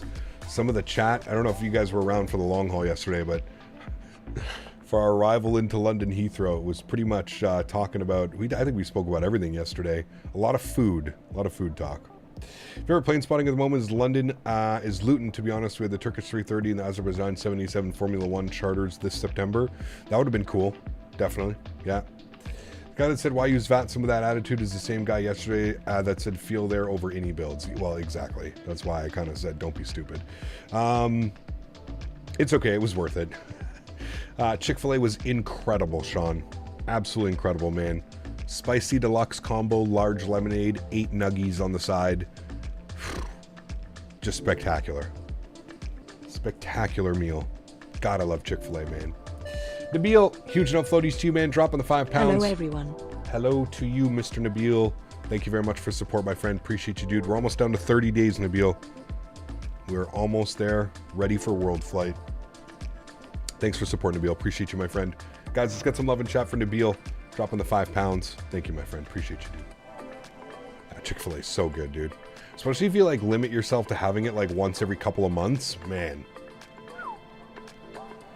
It just, like, when you're craving it, it just hits the spot on, like, every level. And with the Chick-fil-A being new here, they're, you know, like, the quality of the food is just incredible, man. It should be forbidden to talk about Chick-fil-A on Sundays now because I want some. It's okay, all the other ones are open. Cane's, Zaxby's. Getting butterflies as time gets closer? Ah, you'll be fine, man. Is this your first time into the U.S., Nabil? I think we were talking about this the other day, right? This is your first time going to the U.S.? You're going to love it, man. I'm pretty sure it's slowly going to become your favorite country to visit. Because it's, man, freedom, baby. Freedom o'clock, man. What do you want to do? The list is endless. Where do you want to go? What do you want to do? What do you want to see? There's just so much to do there, man. First time out of West London, let alone London. Ah, man, you're gonna have so much fun, dude. So much fun, man. Are you flying into LA, Nabil, or are you flying into Ontario? I want some now, but it's not here where I live. Ah, he's gonna be saying America after he leaves. Hell yeah, dude. America, freedom fries and liberty shakes, baby. Anything you can think of, America probably has it. 100%. My favorite thing to do is like when people are visiting. So I was just at the event, the Microsoft event, and we're there with my buddy. You guys might know him, Alpha Originals. He's also a fellow YouTuber. He streams on Twitch as well, but he makes great flight sim content, like hilarious flight sim content. So it was his first time in in the US as well, and like, man, taking him to like a gas station where like he could see like all the different, like just all the drinks and all the crisps and sweets, and like, man, it was so funny, dude. Taking him to In-N-Out and like Wendy's and stuff, dude. It was just, to see his face, man, he was just so happy and so just like, so this is what it's about. This is what I've seen my whole life, you know? Thinking of San Fran to Ontario, as LA doesn't have many United flights on it. Got you. Okay. Well, you haven't even booked your flight yet, Nabil? Oh my goodness. You're living on the edge, my friend. I mean, thing is you could probably get a direct flight into LA. The thing with flying into LA is you'd have to get like, you'd probably have to get your, oh wait, you work for the airlines, don't you, Nabil? So you're flying something like that. Yeah, you could probably get a direct flight in on a 777 or a 380 into LA, but you'd have to rent a car in LA because it's about an hour and 15 minutes from LA where the event is, like up in Mav's house. Yeah. Coming off staff travel United, so I can't book before 30 days. Gotcha. I was just going to say, you work for the airlines. That's right. I forgot about that. So you're traveling like on a pass or whatever, right? Captain, should I purchase a 777 from Microsoft Marketplace or the PMDG website? So really the only difference is that if you purchase it directly through the PMDG website, pardon me, you'll get updates about a week or two before they get pushed onto the marketplace.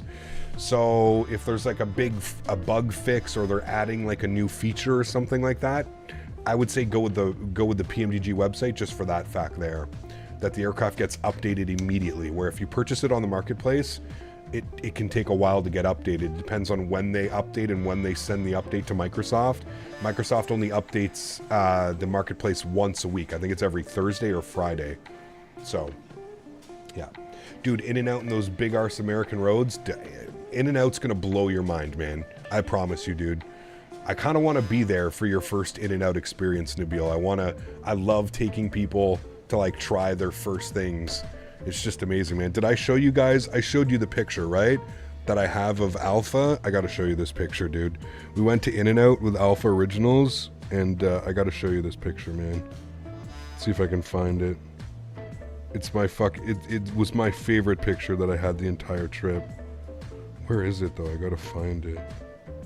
Oh, here it is. I think I've showed you guys this picture, but this is by far this is the best picture of the trip right here. Look at his face, man, with the In-N-Out hat. Look at those burgers.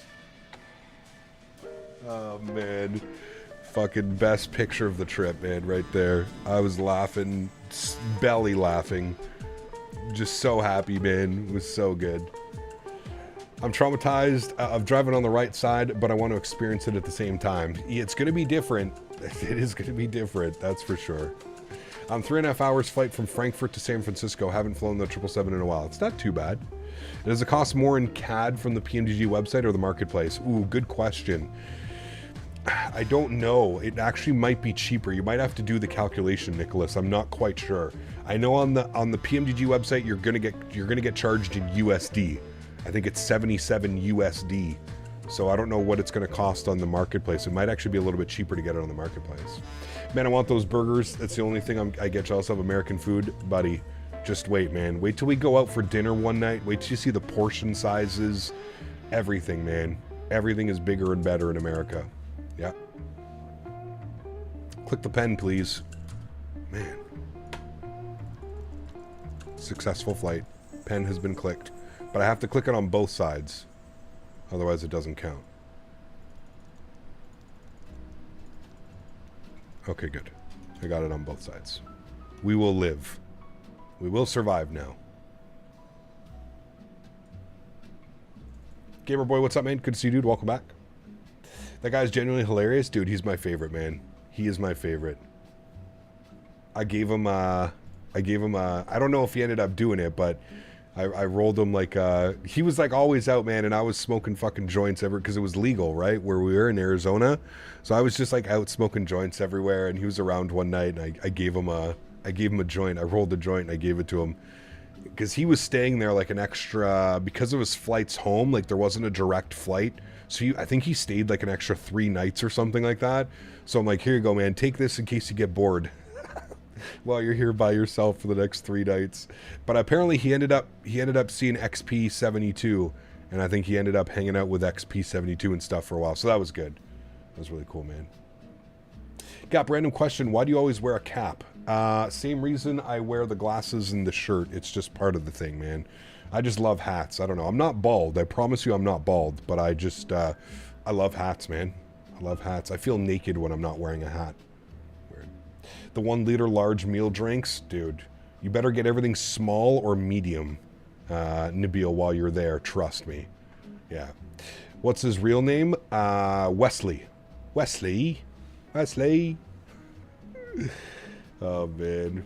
Cat made a couple of flights with the TPRs, and it really is a game changer, worth the investment. 100%, Kimmel. Yeah, 100%, man. I'm glad you're enjoying it.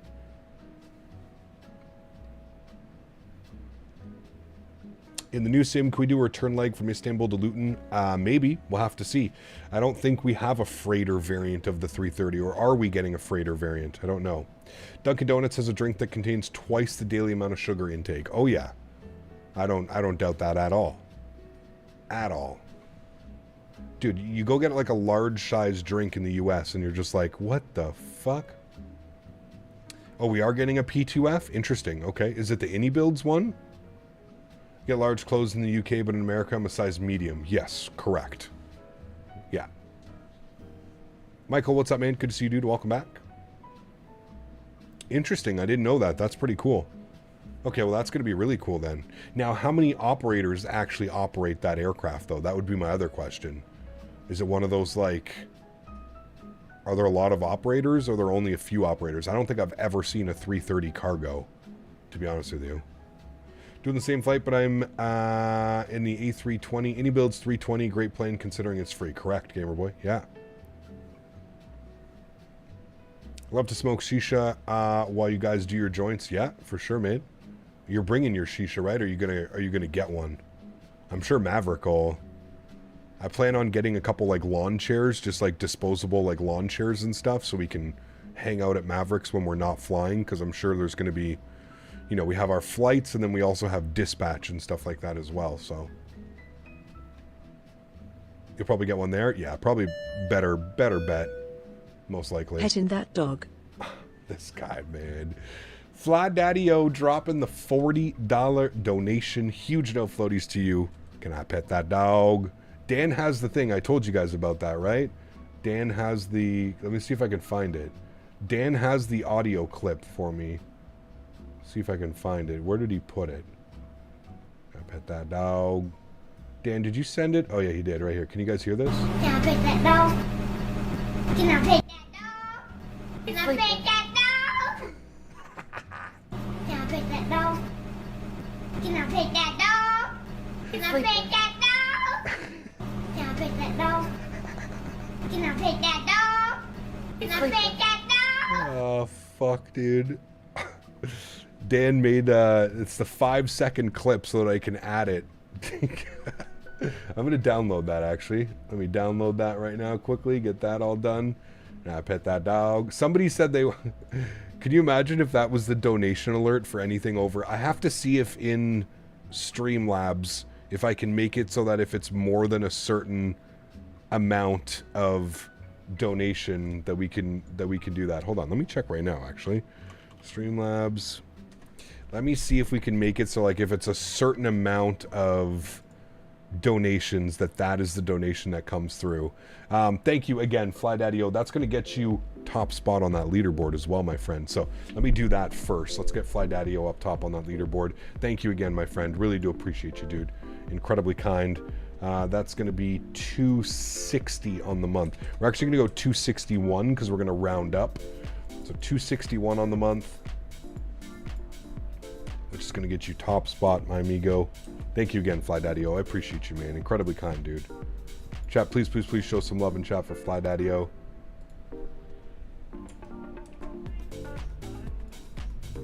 Appreciate you, man. All right, let me make sure that I have my... Let me make sure I have the original one that I'm using. So if I delete this somehow, I'm not going to screw myself over. Flight attendant. Okay, that's the donation sound right now. So let's go here. Alert box. I think I go to alert box. Alert box. YouTube subscriber. No, we want super chats. Where's the audio?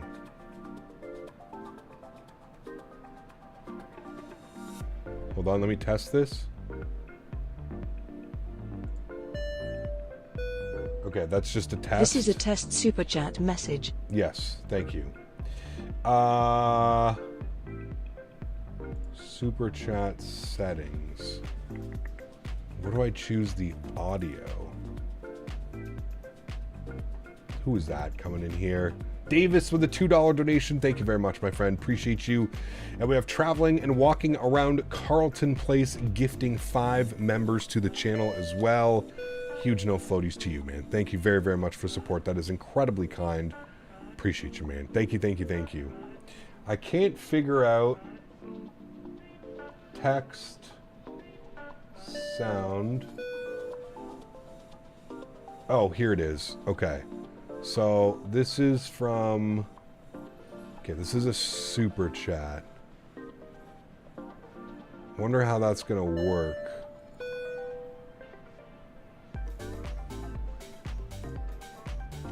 Alright, let's try it. Let me see if I can upload. go here, downloads.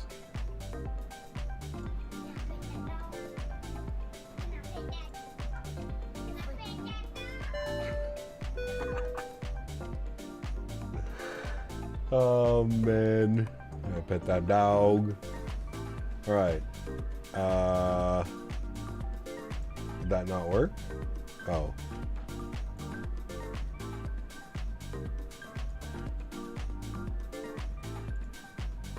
Okay, select. Okay.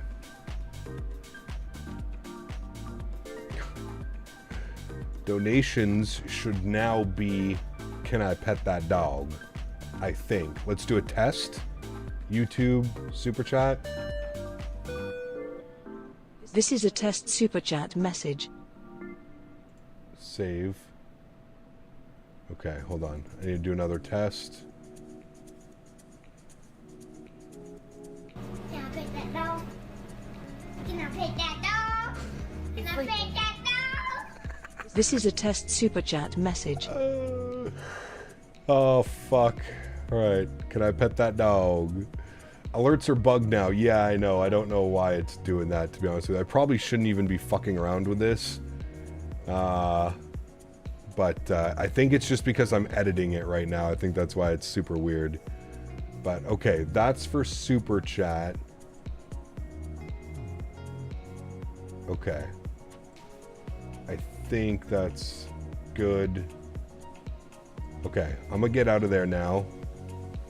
There we go. Is that for every dono? Apparently it's the only way that I can do it.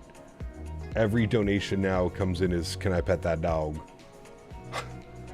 We'll test it. We'll see how it goes for now. If it becomes just too much, we'll be like, oh no. I wish I could set a value though. I wish like you could like redeem certain, you know what I mean? Yeah. Prepare for pet that dog in the flare. Uh-oh. That wouldn't be good. May have to mute alerts. I pet that dog. Yeah, I don't know why the text shouldn't be bugged. I don't know why it was bugged like that. Probably just because I'm running tests or something. Captain Dan always fucks up something when he messes with my PC. Also, yeah, I probably shouldn't be in here messing around with this. Well, it's because I have it like specifically set with the guy that did all the custom artwork for the channel. He's the one that actually set like all of that up, and I have a funny feeling I haven't touched it since like we did it years ago. I have a funny feeling that something just got messed up when I did that. We'll wait and see. By the way, Cap, I fixed my TCA yoke. Something was wrong with the calibration. Hey, at least it's fixed, man. Very good. If you could cut it down to the last, can I pet that dog? Dan probably could, yeah. It needs to be touched frequently. I don't know about that. Hey, Gap, hope you're well. Can you explain again how to install the 2K for FSLTL? Go to your community folder, find the FSLTL base traffic folder, right-click, delete, and then import the folder into import the folder in. Mike with the gifted membership, my man. Huge no floaties to you. Thank you very much for support, my friend. I appreciate you. That is incredibly kind. Guys, could we please get some love and chat for Mr. Mike dropping another gifted membership? Yeah, see how it's all messed up now, and it's like his like name is way lower than where it should be. It's at like the bottom of the screen.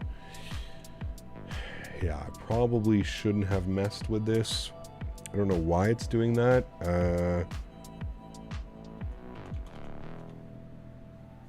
I'm not quite sure what happened with that. Alert box.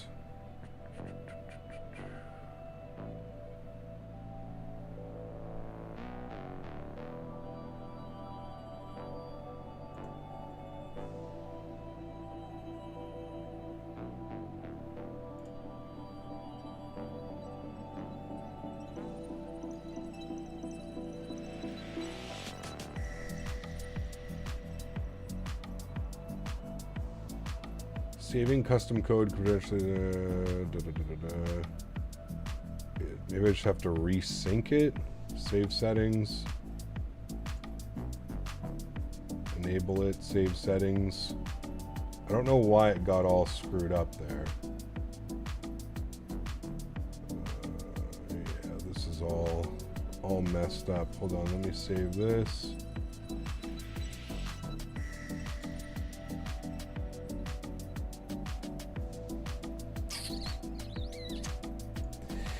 Yeah, it looks like the...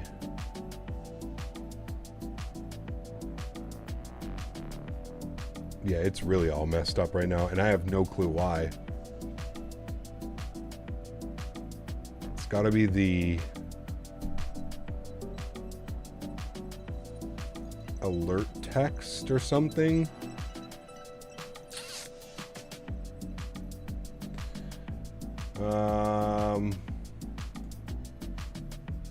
Yeah, I don't even know where the...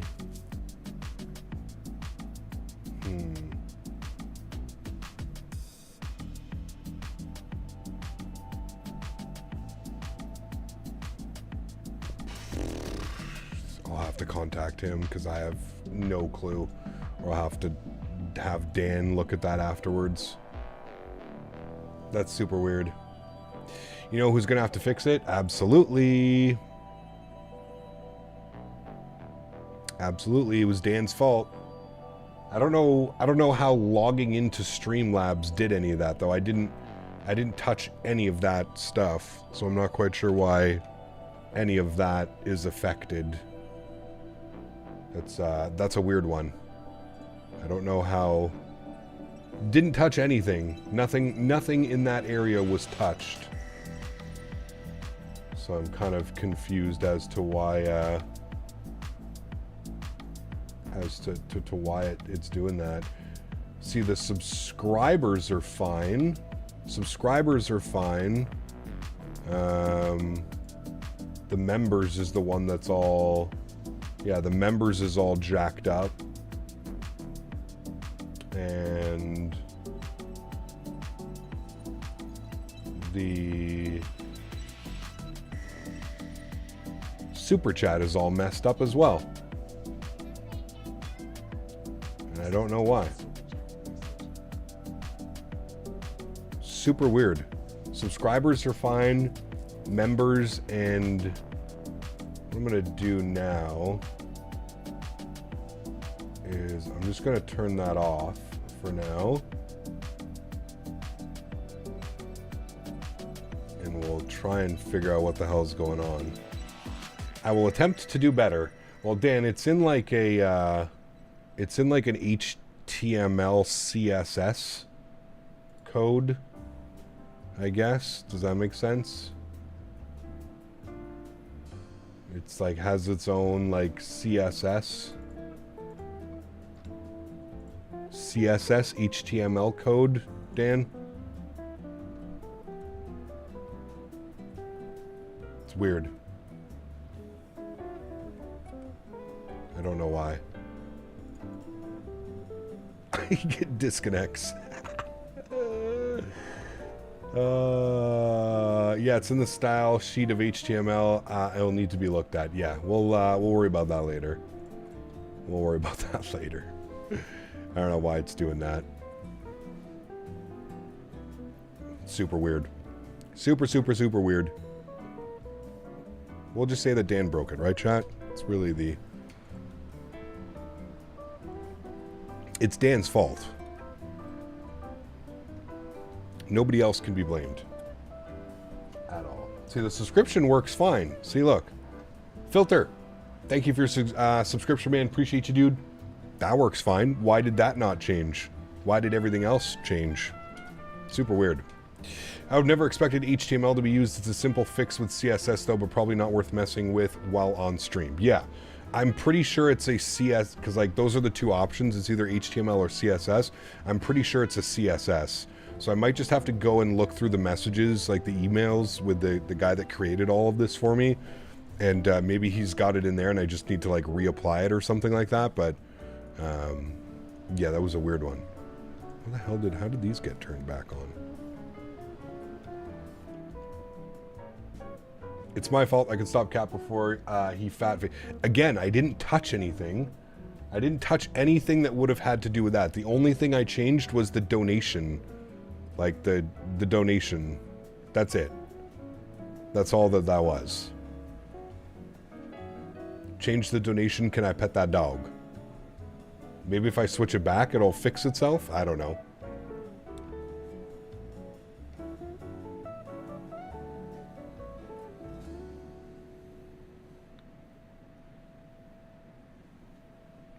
Can I pet that dog?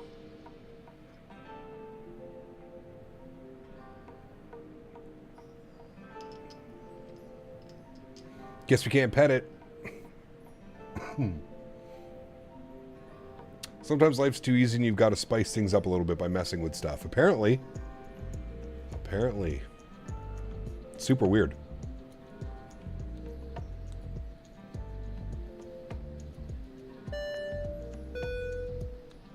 $49 Whiskey donated $5 Canadian. Can I pet that dog? So like why did that work? So weird. And why didn't it do can I pet that dog? Like what the hell is going on? Fuck, dude. That was still the ding ding. And that was a super chat and it 100% should have been can I pet that dog? That's so weird.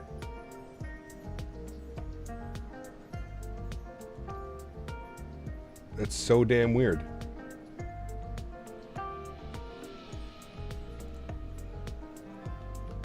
Like that one worked. I have no clue, man. I feel like I need to refund that now. 49 Whiskey, thank you for the $5 donation, my friend. I appreciate you. Wait, was that through... That was through Streamlabs, right? How are those donations coming through then? Fuck it, chat. I'm going back. I'm going back to the flight attendant sound. Yeah, we're going back to flight attendant sound. I don't know what the hell's going on with it. I'm just gonna I didn't touch anything. I'm sorry. Dan's fault. Dan's fault at the end of the day. It was Dan's fault.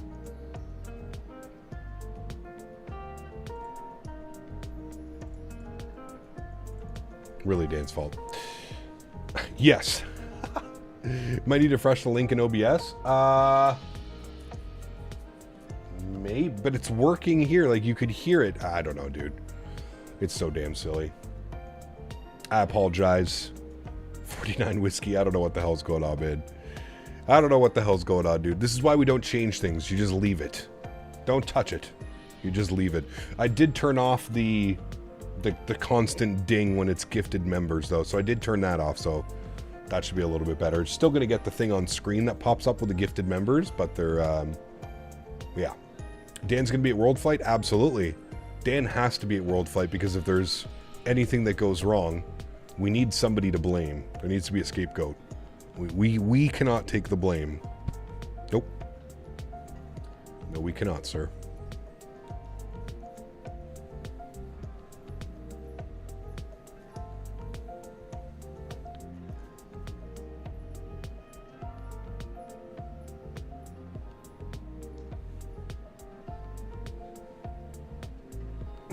Not at this rate, he says. Oh, Daniel. You stop it.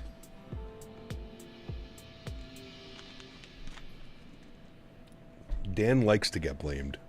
It's like a kink. Right, Dan? More Biscoffs to the whole aircraft, please. It's a big aircraft for some Biscoffs.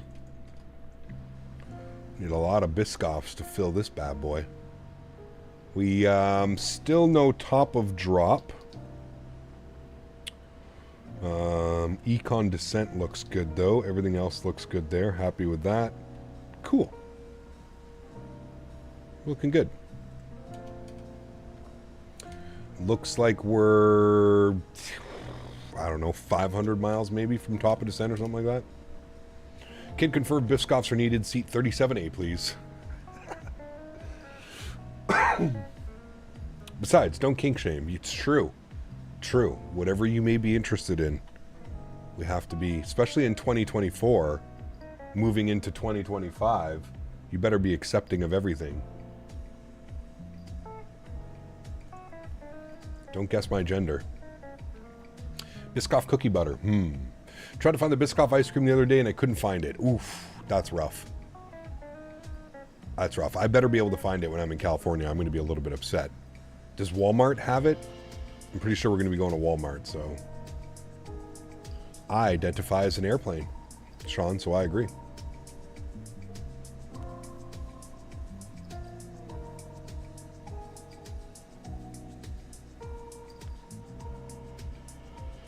People like what they like. Hell yeah, dude. Hell yeah, man. And I'm all for that. Whatever you do in your own time, I'm completely okay with that. I don't care. It doesn't bother me in any which way. Whatever you prefer to do with your sexual preference, whatever it may be, man, it does not bug me whatsoever. As long as you're happy, I'm happy. I think where we have a problem in today's society is just everybody feels like entitled. You know, nobody should know like what you do on your own time in your bedroom. Like, what does it matter? You know what I mean? Same as like, oh, I don't identify and stuff like that. Well, how are you supposed to know? We've gone the last how many hundreds of years identifying he, she, you know, her, him, right? So like that's just what people do when you see somebody that looks like a woman or a lady, her, she. Just crazy, dude. Crazy, man. I identify as an IT nerd by day, blame token by night. And weekends, Dan. Don't forget about weekends. You do get a lot of blame on the weekends. I have to remember about that. I thought we could make fun of Dan's kinks because it is Dan. True.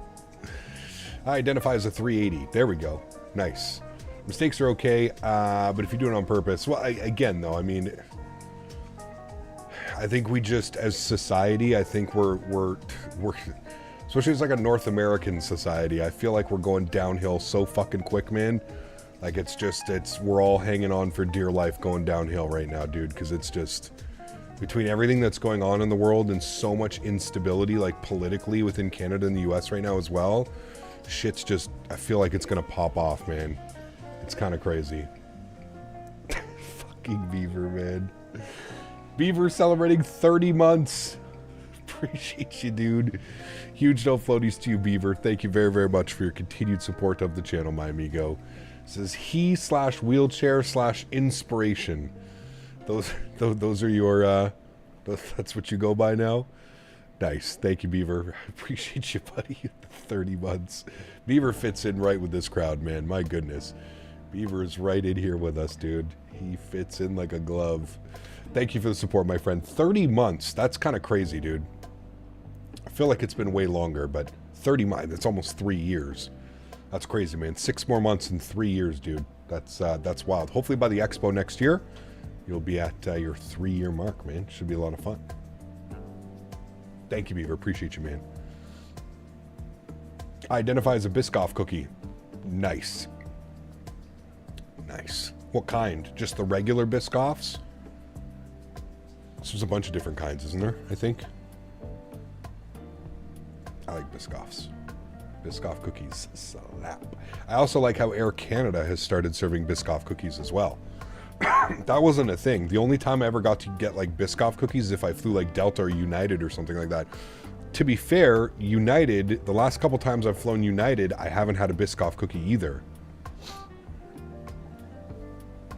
I identify as Captain Canada's glasses. Nice. Very nice. Now having so much fun with my setup. I have the Thrustmaster TCA pack and the Winwing FCU so much better. Nice, Michael. Very cool. That is a great setup. Definitely nice and immersed within the cockpit now. Yeah. In the UK, we have cookies, long cookies, wide cookies, and half broken cookies. Interesting.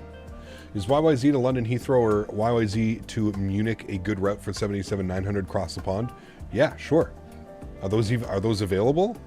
That would be great. Toronto to London is fantastic. Toronto to Munich a little bit longer, but also fantastic. I think we've done those flights. Maybe not out of Toronto, but we've flown into Munich. We've flown into London Heathrow.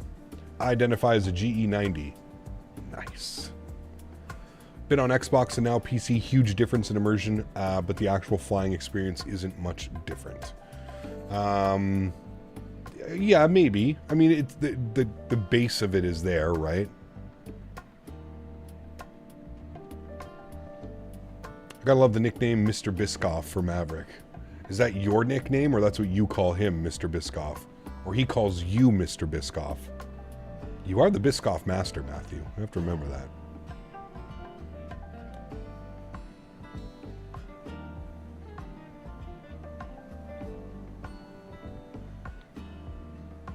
My good friend CJ, he when he comes over to for the expos and stuff, he brings me these cookies. I don't know if they're special or anything, but he brings me these cookies. I ask him to bring them for me every time, and they come in a tin, and they're like, I don't even know what they are, man. They're chocolate chip cookies, but they're like chocolate chip cookies. They're little things, and they're like all chocolate with chocolate chips in them. I don't know what the hell they are. I have the packaging somewhere still. Man, those cookies are just... The sweets in the UK compared to North America are very different. Cookies, chocolate bars, candy bars, that type of stuff. It's very different. It's very different from North America to the UK. And Europe, for all that matters. The all black livery is doing things to me. She's beautiful, man. It's got to be one of my favorite, like, Air New Zealand liveries. It just looks good on every airplane. The 777, the A320, the ATR. Man. CJ is awesome, really nice fella. He is, dude. He's a very, very, very, very nice guy. Very nice guy.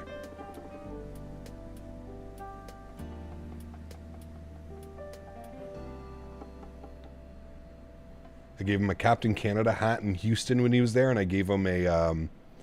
I brought him a Captain Canada summer camp t-shirt as well. When you say the sweets are different, are they different in a good or a bad way?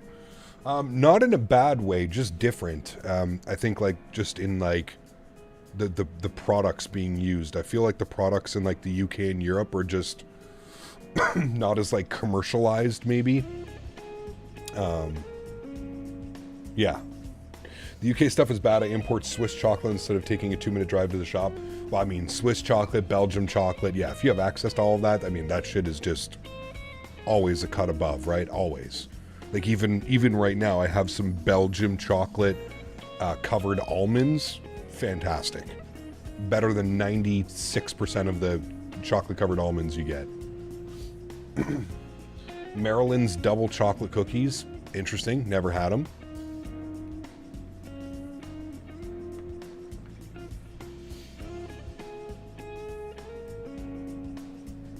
Yeah, just different flights of aviation. It's kind of hard to like pinpoint. I feel like there's far less sugar and far less like additives in like a UK chocolate or a European chocolate than there is like in a chocolate made in North America and stuff like that. The problem in like North America is like all the it's the fake sugars, the sweeteners, the all the stuff that they use. Yeah.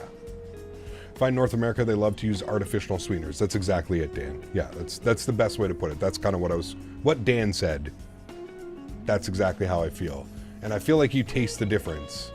I feel like it's not so like, it's not as sweet and not as like, fake tasting, if you will. Fellows, I have to head out to celebrate my son's birthday. See y'all tomorrow. Happy landings. Give him a happy birthday from us, Mr. Baldo. Thank you for the support, sir. Appreciate you, man. Have a great afternoon with him. Go spoil him. Take him out for some real nice dinner. Some proper Italiano. Have you ever had a Dubai chocolate bar? I have not. No. I had a Mr. Beast bar the other day, though, and it was kind of mid, to be honest with you. Like, it was nothing special. Again, the hype that these guys, like, I don't know about you guys. Have you ever had, like, the Prime hydration drinks? That shit is the fucking nastiest stuff I've ever had in my life. Like, it is so artificially sweet. I just can't. Like, it's like you take a sip and that stuff is nasty. The only reason it's around is because it's the kids, right? The same people that subscribe to, the short videos and stuff like that. Like, it's just, man. It's just, I don't know, man. It's not good.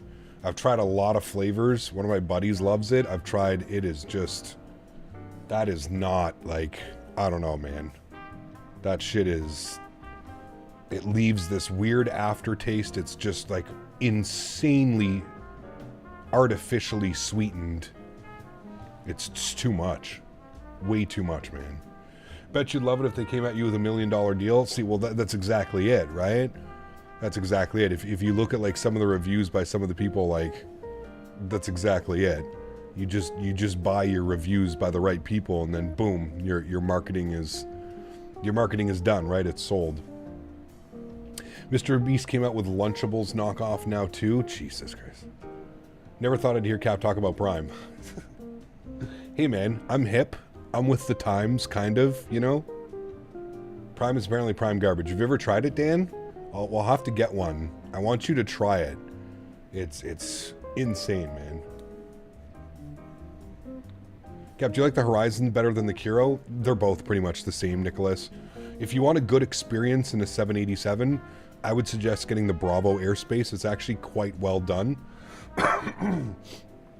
The Bravo Airspace 787, it's sold on the marketplace. I think it's like $15 or $20 or something. Yeah. I have a feeling I'd be like, no thank you on the first sniff.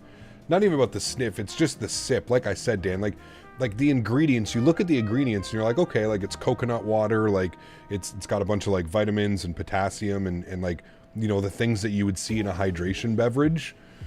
But it has, they use this like artificial, I don't know if it's from the coconut water or something else, but they use some type of artificial sweetener, and it is just like,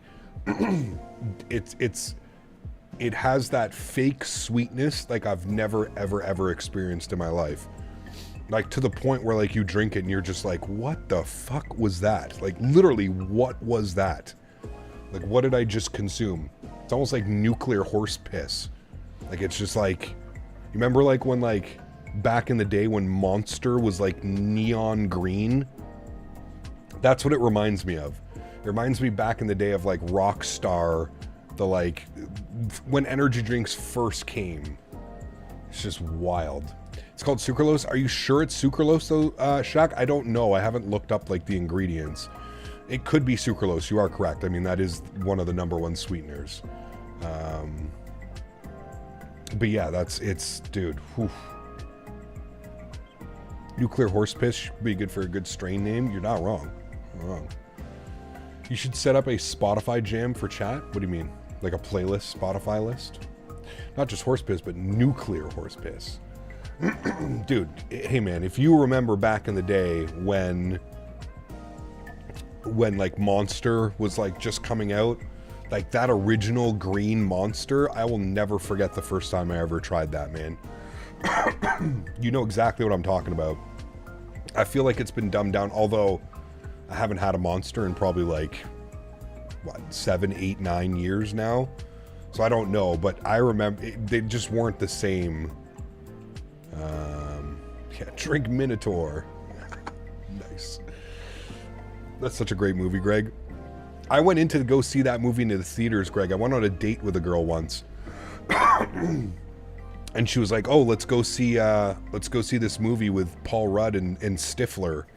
And I was just like, oh, all right, role models, sure. It's like, okay, like, had no clue what I was going into. Ended up just absolutely loving the movie. It was incredible. We had a nice stretch before we went into the movies, and it was, I just wasn't expecting it, man. I wasn't expecting it at all. Does the Bravo Airspace 787 improve the VNAV? So it uses the working title VNAV. So the same VNAV system that's in the default 787, which I would say is pretty good now. There's been a few refinements of it, and it's definitely better than when it first released. But yeah, it uses the working title stuff. So I would say that it's probably on par, maybe a little bit better. I'd say it works pretty damn well.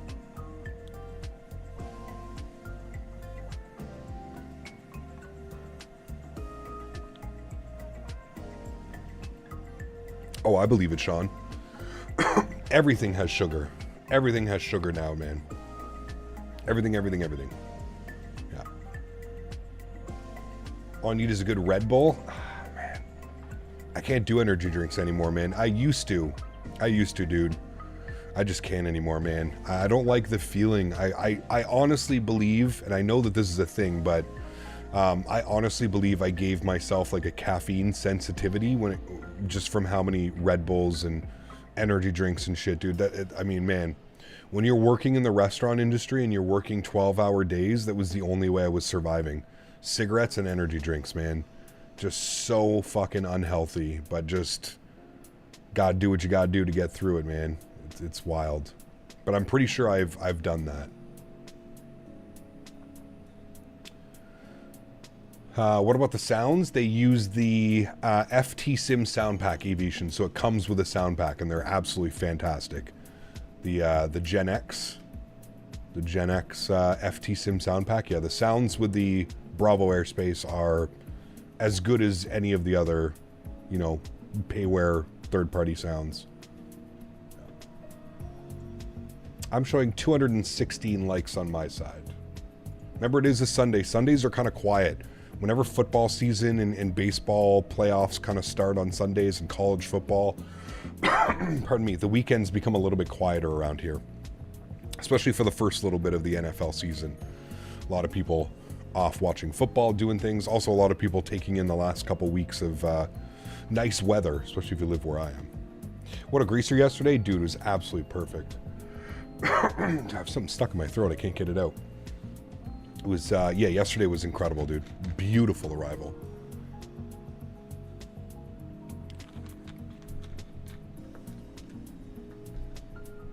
Got into trouble for buying an energy drink. The police are really strict following the 16 plus age limit. Where's that?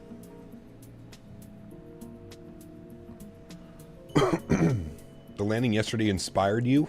Nice. Good. Jack, give me a sec. I gotta get this out of my throat. I'm dying here.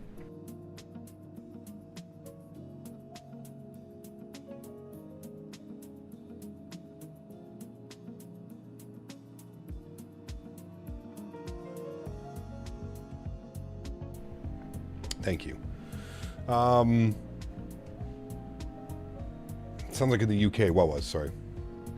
Daisy's doing well. She's over here sleeping right beside me. She's right here. Might do the return to JFK to Tampa as JetBlue. I almost flew on VATSIM yesterday. It was a little too chicken. You'll get it in due time. You'll get it, man. The iFly 7.3 Max looks pretty good. I'm really excited for that one to be released. Hopefully soon, man. I'm excited to get the Max as well.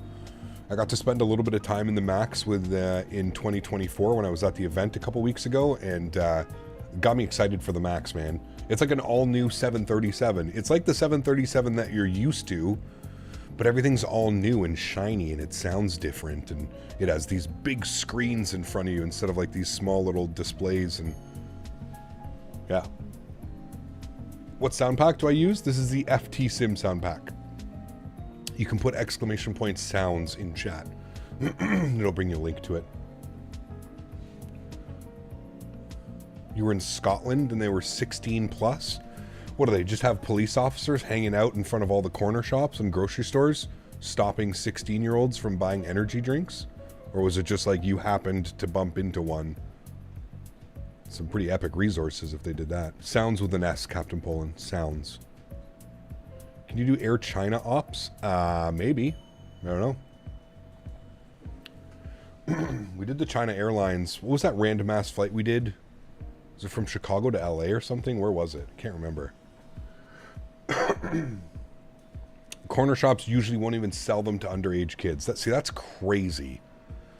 I've never seen anybody turn down from buying anything here in North America. Never in my life. Except like alcohol and cigarettes. You see that all the time, but like energy drinks and stuff like that, I've never seen anybody have to go like put the energy drink back because they're not old enough. Now, maybe people are smart enough nowadays, and if you're young, you realize you shouldn't be drinking an energy drink, but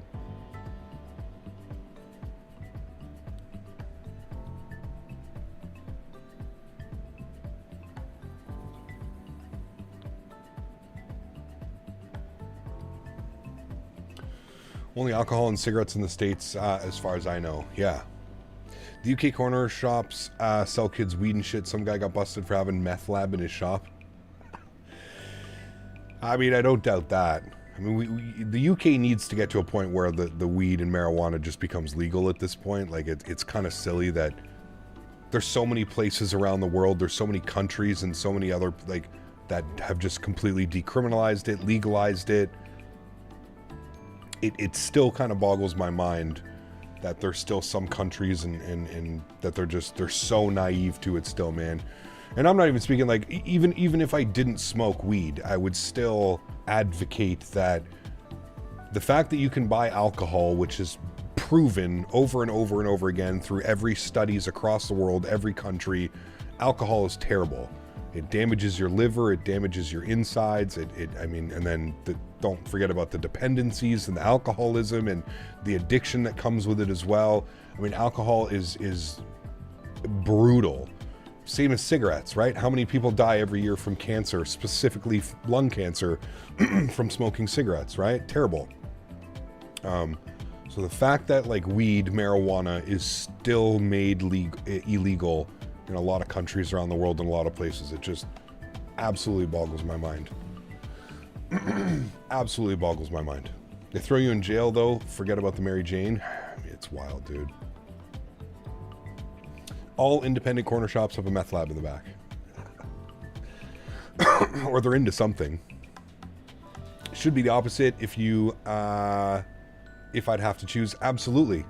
Absolutely. 100%, man. Well, you would think logically. But the thing is we've been socially bred, like, right? We've what's the word that I'm looking for? We've been groomed in essence to think that cigarette smoke and smoking cigarettes and drinking alcohol is just, it's normal, right? It's every day.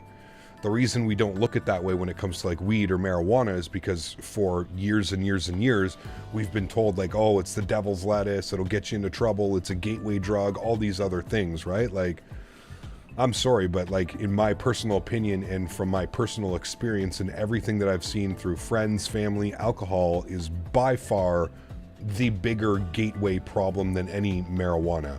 Do you know what I want to do when I smoke a joint? Eat food and watch a movie. Do you know what I do when I want to drink? Fight, party, do more drugs, go crazy, right? Like, you don't have the same, the fact that it's wild. It's wild, man. It's wild. Weed's only legal because the government can't make money off of it. I mean, well, that's where it needs to be legalized, right? And that's where, you know, same as in the US right now, so fucked up. You can go to a weed store, you can buy weed from the state, but you can't pay with your credit card or debit card because it's not federally legal, so they can't pay the federal tax for it. It's so fucked up. You know what I mean? That's the one thing that I'm thankful for is in Canada they made it legal Canada-wide. So it's taxed federally, and that just allows for a much more seamless experience. And I can go, you know, I can go to the dispensary right now and put it on my American Express credit card, get Aeroplan points, and then at the end of the year travel with my points just off the weed that I bought all year, right? Like, that's like, it's hilarious. That's literally what I do, by the way. Like, I have my Amex card, and I usually only put gas, groceries, and weed on my Amex card. And at the end of every month, just getting thousands and thousands of points just from those purchases. You get 2.5 points spending for any fuel or grocery. So for every $1 I spend, I get 2.5 points. So it's kind of hilarious. You get to travel and travel high, win-win. I mean, see, there you go. There's different kind of drunks, though. You never know what kind you are until you get drunk. Well, of course, Dan. But what I'm saying is, there's more people making terrible decisions while under the influence of alcohol than there are people making terrible decisions while they're stoned. And I think we can all agree. And I do agree with you 100%. Everybody is different, right? Like, I have buddies, they smoke a joint, and, like, dude, you can't talk to them for like 3-4 hours, right? Like, it's just blank face, they're literally in their own world. And you have people like me who can smoke a joint and sit here on stream and talk, and you know what I mean? Like, there's very different, and I agree, it's the same thing with alcohol, right? You have people that can drink and just chill and relax and enjoy the experience, but you also have a lot of people that, you know, can't make better judgment calls when they're drunk and stuff like that. In the UK, we have mega junkies who are on everything at every time. I mean, that's the same as it is here, dude. We've got a very serious problem in North America right now with opioids. It's kind of out of control, to be completely honest with you. It's the opioid, the epidemic over here is it's just wild, man. It's absolutely wild, and I'm pretty sure other places, and there's a lot of places around the world that are also dealing with this, but it's just brutal right now, man, here. People in general just need to be more responsible when consuming. I mean, yes. Yes. 5-year-old be booming with weed at the moment. Jesus. Alcohol is way worse and more dangerous than weed, and everyone knows that. 100%. And if you don't know that, I think you're just being a little bit too naive, or maybe you're not educated enough when it comes to weed, which is also a thing, right? I'm definitely more cautious, quiet consumer when it comes to the weed. Yeah, of course. I don't think there's anything wrong with that either, though, Dan. If I smoke weed today and get drug tested at work tomorrow, I lose my job. That's how much the UK are against it. Yeah, see, that's crazy. It's crazy to me, man. And I understand. Trust me, Jordan. I totally get it, dude. Like, I get from your position of why it's just not worth it for you, but it's just wild to me that, like, they're like, you know, how you'll get in trouble for something like that, but then you can go and do something that's, like, known to, like, you know, actually have negative side effects and quite possibly could kill you if you know, you overconsume and overindulge. It's just crazy. Southwest opens the calendar for the end of June 2025 next month. Going to try to get to the expo. I'll bring some Biscoffs. Nice, dude. Very cool. Would love to meet you there, man. If I went to work with alcohol in my system, I'd be sent home and told to return the day after. Well, exactly. It doesn't make sense, you know? In the schools, they don't teach about effects properly, which then means people consume without knowing what the effects are. Well, I also feel that that's up to you, right? As an adult or somebody who can make the right decisions, it's up to you to be able to choose. And that's another option. It's like, you know, like, it's just crazy that the governments, and I understand governments. Afternoon. Cap, thanks for the member stream today. See, that didn't work properly, and why didn't that one work properly? Polar Spikes, huge no floaties to you, man. Thank you for the support. Incredibly kind. Thank you, buddy. Truly do appreciate you, dude. Dropping the $20 dono. Guys, let's get some love and chat for Mr. Puller of Spikes. Thank you, buddy. Appreciate you, man. Incredibly kind.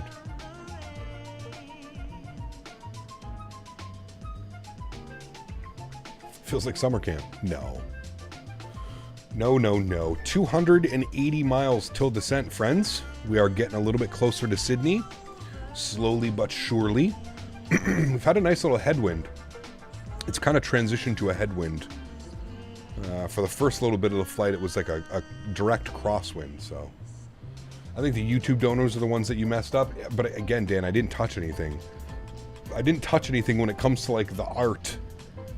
The only thing I changed was the sound. It's a completely different menu. That's what I was saying.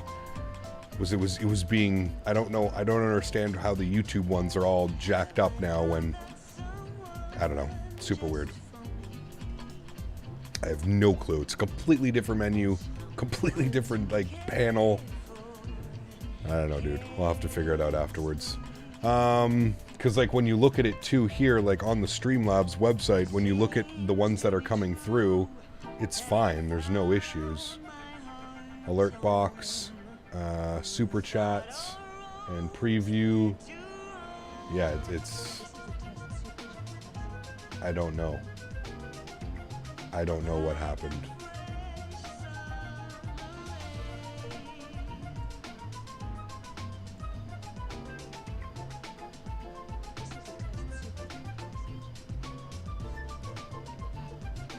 I don't know.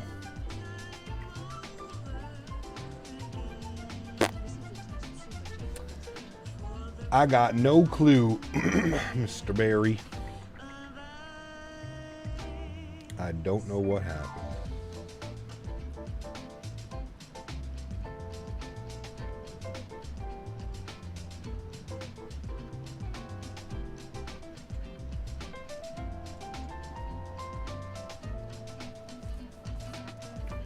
Thank you, Polar Spikes. Appreciate you, my man. We'll get that looked at over the next day or two. We'll figure out why the hell it's doing that. It's super weird now. Appreciate you, man. Thank you, buddy. Incredibly kind.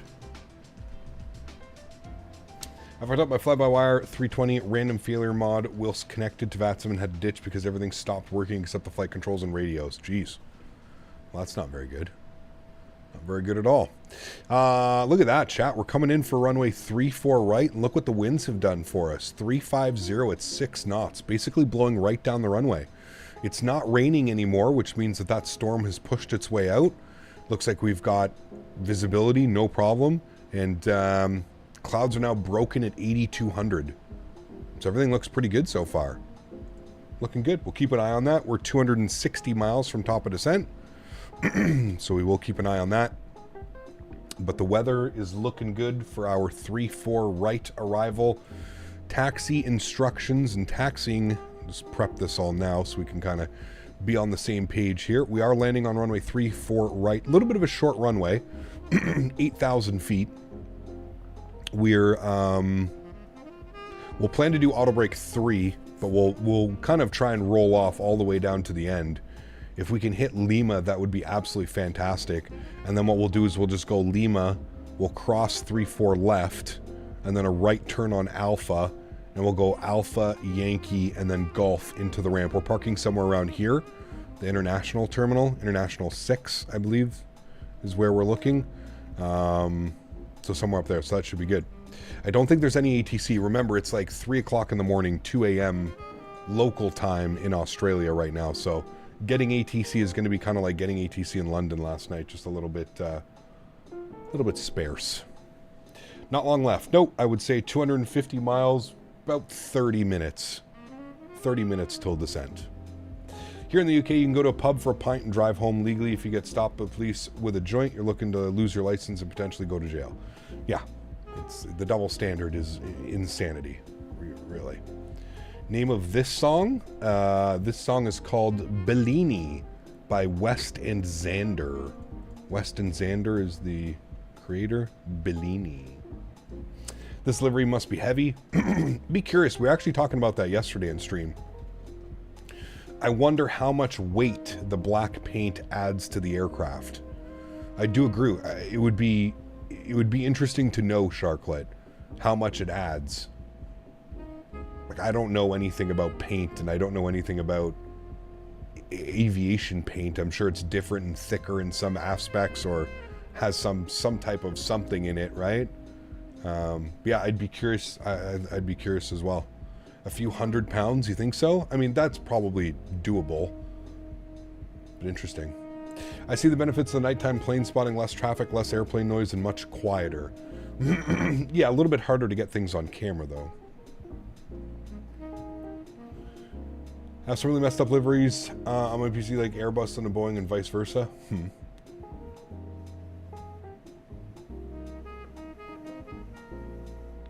Sounds like your model matching is out of whack. I heard about paint weight only on Formula One. Well, with these airplanes, you got to be real careful, right? Because that could put you over limits. If you've got a full airplane, but your livery weighs an extra 800 pounds or 1,000 pounds. For black paint, it's all the pigment that has the weight, and I agree with Mofo, probably a few 100 kilos. Interesting, okay.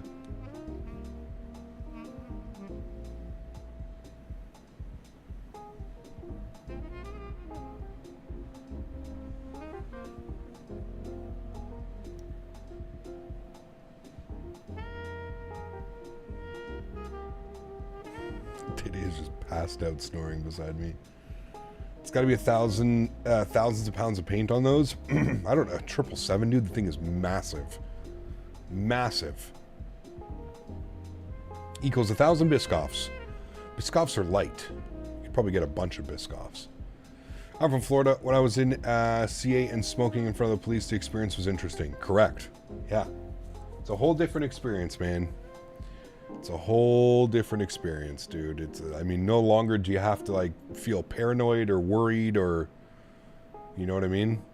Like, there's been I got pulled over a couple years ago, and I had some in the car, and it was like the first time where like he was just like, so I smell marijuana. Is there any marijuana in the car? I'm like, yep. And he's just like, okay, thank you for being honest. Where is it? And I was like, it's in the back seat behind, like where I couldn't reach to it. And he was just like, okay. And he's like, you're under the limit of what you're allowed to carry. And I was like, absolutely. And he was just like, okay, have a great day. So, it's a very different experience now. It's kind of, you know, I feel like they can actually focus on like real crime, but yeah. The ad agency that did the Mad Don't Drive High PSA still thinks that weed smokers are like Cheech and Chong. I agree, Harry. I agree. According to ChatGPT, black paint adds 50 to 100 kilos to a 777. That's it? 100 kilos of paint? That's the weight that it has? I wonder if it's some type of like paint, Dan. Or some type of like fancy aeronautical paint. Sup, Captain Lurkin. Jesus, good to see you, man. Welcome back. Hope we're doing well, dude. Welcome, welcome, welcome. Been so busy with scenery making. You DJ weddings now, too. It's been non-stop. Well, good to see you, man. I hope you're doing well, bud. It's about 200 to 250 pounds. 100 kilos, 2.2 pounds in a kilo. So, yeah, 220 pounds. Don't ask me how I know that so well. What's the legal personal amount of flour in Canada? 30, 35 or less? Might be 30. I think it's 35 grams or less. Unless it is grown by yourself. If you've grown it, you're allowed to transport it from wherever you grew it to like your house. You're also allowed to have, each household is able to have, I think it's 4 plants. So you can grow it yourself now too. I think it's 4 plants. But then of course, as soon as this all became, as soon as all of this became a thing, they, all the like tenant and rental companies and everything came forward and said, you're not allowed to grow weed. Like my company, the company that I rent this condo from, like, dude, they're fucking nuts. Like, which makes everything that I do just so much funnier. Like, they don't even, we're not allowed to smoke on the property. We're not allowed to smoke on the premises, your balcony, your front door, inside, nothing. Like, they literally, like, if you're gonna go smoke a joint, they want you to, like, go across the street on the fucking, like, they're so against it. It's genuinely hilarious. And then you have me.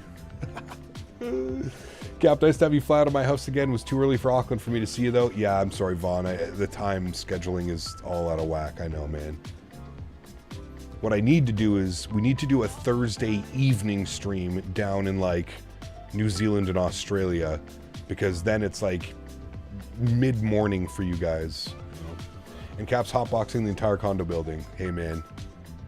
I'm lucky, Strody, that it's the condos where we all have our front, we all have our own front doors, so there's not like a communal area. It's just like I go down the stairs and I'm outside. Like I have my own door that leads outside. And if it wasn't for that, I'm pretty sure I would be, yeah, I would have been screwed. If everybody had to come in and walk past my like condo room and stuff like that, oh no, dude. Same here, we can't smoke. They say disturbs the living space of others. Hell yeah, right? Oh man. Real problem here is temperature, which affects the expansion coefficient and can cause structural damage in the long run. Got you, Santiago. That makes sense. Ever give Daisy CBD treats? Yes. Yeah. CBD puppy. That's you. Yep. Do you remember when we told chat how you stole the weed butter off the stove and you were stoned for like 5 days? Yeah. She couldn't even walk, she couldn't even stand up for about 5 or 6 days. Fucking dog, man. Literally jumped up on the counter and ate. Like, I'm talking like, dude, I don't even know how many pounds of weed butter. Like, not good. Not like I can look back on it now and laugh and be like, ha ha ha, but like, dude, during the time I was shitting bricks, man. I was so nervous. I was like, dude, you ate literal pounds of weed butter. Pounds of weed butter. dude, it was bad, man. It was bad. She like, dude, like, I'm not joking when I say like she couldn't even stand up. She would literally just be like laying on the floor and she would like pee and poo because she like couldn't even get up. She was, dude, you'd try and lift her head up and it would just like, it was just this. Like, it was scary, man. Like, legitimately, like I said, we can laugh about it now because she's fine, but like, it was like 5 days of that. Like, no joke. And I was poor back then, dude. Like, I didn't have money. I didn't have my, you know, I didn't have my life in check back then. This was probably 10 years ago. And, yeah, I had just finished school because that's when I got her. I had just finished school and I was in the first couple weeks of working, and my buddy grew a bunch of this weed and it didn't turn out very well, but it was perfect for like cooking and like making edibles and making weed butter and stuff with, but the look of it just wasn't very nice, you know, like that type of stuff. So anyways, he gave me a bunch, literally gave me like pounds of it, and I had a bunch, and I had I was dating a girl at the time who like loved to like cook and like was super into that stuff. So we like set out an afternoon where we were just gonna make a bunch of weed butter, and then we could like, you know, whatever, make recipes with the weed butter, and it's all that stuff. Anyways, we put it into those like, you know, those like cake molds, put it into the cake mold. There was 2 of them, 2 like of those like loaf bread mold tinfoil things that you get. We had to go get something. We needed something like an extra ingredient or something, and the corner store was right around the corner, and we were just gonna jet there. We were maybe gone for like 6 minutes, maybe 10 minutes. And we put, I remember like thinking in my head, like, I should probably put this on top of the fridge. And I was like, it's still hot and it's all the way against like the stove. Like, there's no way. How the hell is she gonna get up there and get it? So I was like, okay, we're fine, whatever. Dude, came back home, both tins on the ground, one completely done, like completely finished, and the other one, she was like, I don't know, a quarter of the way through, half of the way through. And oh man, dude, oh man, absolute idiot, dude. Like, dogs love butter too. That's the worst part about it, man. Like, I don't know, have you ever seen a dog around butter? They go crazy, dude. There's something about like the salty, the whatever, but it's yeah. Oh dude, Strody, she literally jumped up on the counter and like knocked them off with her paws. Like, I never, like I said, like I'd only had her for like, I don't know, at that time maybe like a month or 2. So like we were still like, I was still in that phase of like trying to like figure out. Cap, get to Sydney in one piece. Hey. Hopefully join you in November streams. Simmer saying huge no floaties to you, my man. Hopefully we will see you for World Flight November streams, man. Huge no floaties to you, dude. Thank you. Really do appreciate you, man. Thank you. Yeah, it was one of those wild experiences in life. And I was scared to go to the vet because I was scared that the vet was, because like I had just like, right, like she was a brand new like adoption, and I was scared the vet was going to be like, well, you can't, like, if this is going to happen to the dog, you can't, we're taking your dog away. I was all scared of like all these things that were going to happen. So I was just like, all right, I'll just monitor her at home. And I kept like trying to like, you know, get her to like eat her food, and she was eating her food, but like I literally had to bring it over to her, and like no getting up, no nothing, man. And when she did get up, it was like seeing somebody that was just absolutely piss drunk 3 o'clock in the morning trying to get home from the bar. Like just walking into walls and doors and falling downstairs and tripping down steps, and like, dude, it was wild. Absolutely wild. Do you think she was high for days? Yeah, probably until she got it out of her system, man. Like I said, dude, it was easily, easily 4 or 5 days. Easily. And by like day 4, day 5, like starting to get a little bit better, right? But like, yeah, the really, really, really bad for like 3-4 days. Like not even moving, like just completely out cold.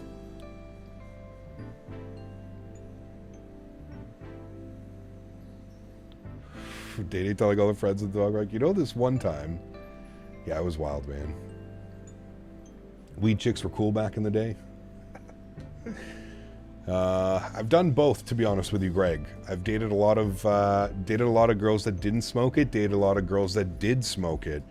The one thing that I have noticed, it's much easier on my wallet dating girls that don't smoke it. When I only have to purchase it for myself, hey man, much easier that way. Save a lot more money that way, to be honest with you. I don't really find a difference either way. Like my fiance now, she doesn't smoke. She doesn't really give a shit that I smoke. I'm like respectable. I'm older now, right? So like I'm respectable with it. Like I don't go over there and like smoke joints and like, you know, like I respect her business and I respect that she's not a fan of it. She doesn't want to smoke. Now that being said, I went to high school with her and we used to smoke in high school all the time. I'd see her at a party and we'd roll a joint, smoke a joint together and stuff like that, right? But maybe she has a little bit different of like an understanding than somebody who's like never tried it or done it before. I wonder if her brain thinks she needs one more piece of butter. No. She's on, can't remember what the pills are on now to help her with her leg, but she seems to be getting better. It's weird, man. It's like we go forward like a couple days and everything seems to be like really getting better.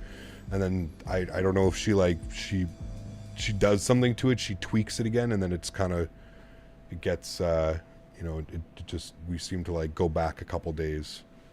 But I think for the next couple weeks, I'm just going to be like super quiet and chill with her. And fingers crossed we can get rid of the limp. It should hopefully the trauma to where the cancer is the bone.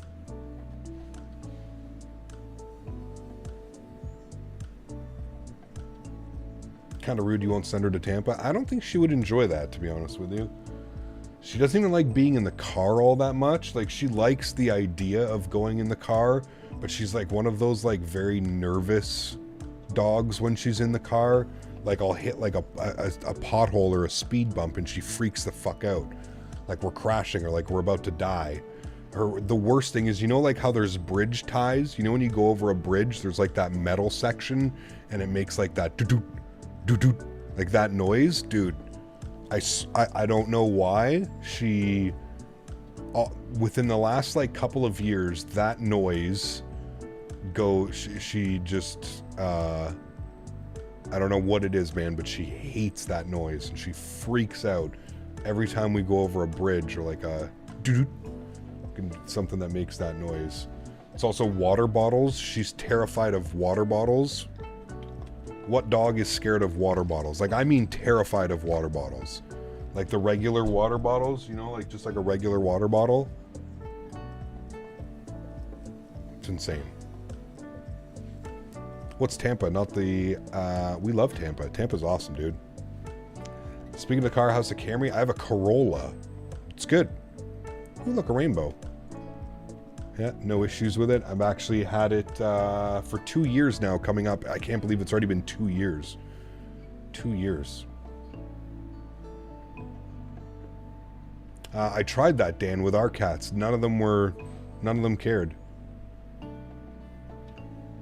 She's not a fan of the microplastics. Pro Earth. No, so what it is, Davis, is she got shocked by the electric fence. I kept telling her, man, she was getting way too close to the horses, and I was in the horse paddock doing something with the fiance, helping her with something, and Daisy tried to get into the horse paddock, and instead of being normal and just going through the gate, she tried to go under the fence, the electric fence, and she got zapped by the electric fence. And the electric fence kind of makes that noise of like a, you know, when you like a regular plastic bottle and you like squish it really fast, the electric fence kind of makes that noise. It's like a really like hard to explain what noise it makes.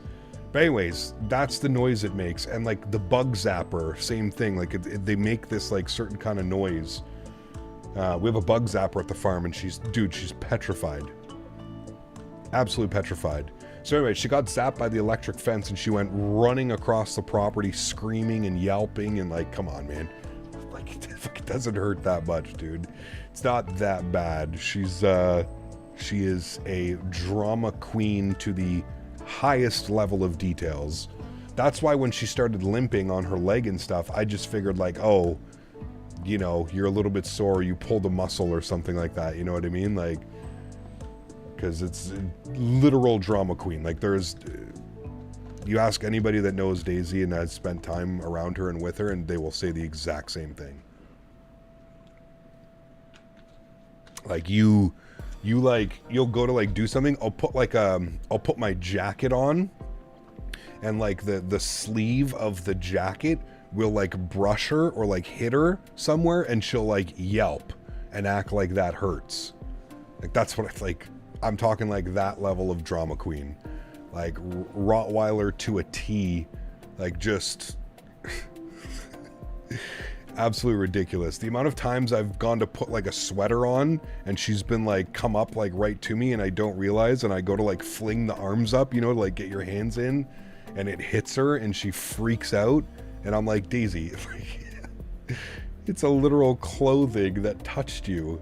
Nah, I think it just has something to do with before I rescued her, man. I think it has something to do, they don't know like really what happened before I adopted her, but they think that that she has some type of trauma. Because the same with Water, dude. Water, she's like literally fucking petrified of water. Petrified. Like we can be out somewhere, and if she needs water, and like I have water and I pour water into something and I go give it to her, she won't drink it. Like she's scared of water. She won't go, she's got webbed feet. She's half lab. She won't go into water, lakes, nothing, hoses, nothing. She's literally petrified of water, like drops of water, anything. Even when we go out, like, and it's raining, I have to like convince her, like, Diddy, we gotta go, like, come on, man, like, we gotta go to the bathroom, we'll go pee, we'll go poo, and we'll come right back inside. Like, literally need to convince her to go outside when it's raining and shit. Although she has gotten a little bit better with the rain. But yeah, they seem to think at the adoption place, the SPCA, they maybe think that like she was just like left outside for like a year or two, and that's why she has all these. Same as bugs, dude. I've never met a dog in my life that is more petrified of bugs. Like if anything lands on her, again, remember when I was mentioning like the sensitivity? If anything lands on her, it's fucking freak out time. Like a fly lands on her and it's like, it's wild, man. She's scared. If like something's like flying around her, she tries to like get like underneath things, underneath cars, underneath. Yeah, she's wild, man. She's a wild dog. It's been it's funny because like the first couple years of like owning her was just like, I learned so much about like, I always just had like happy-go-lucky dogs like growing up. Like my dog before I had Daisy, I had another dog, Bailey, 100% yellow lab, purebred yellow lab. Dude, this thing was the funniest thing in the world. Like you couldn't do anything to this dog like without, like it would just, nothing fazed this dog. You could do anything. Didn't give a shit. Didn't care. Like, and would chew bottles and eat sticks and chase balls and toys and destroy things and go swimming and everything. Absolutely everything. So it was such a different transition to owning Daisy. Ow, hiccups. Hold on a sec, chat. Be right back.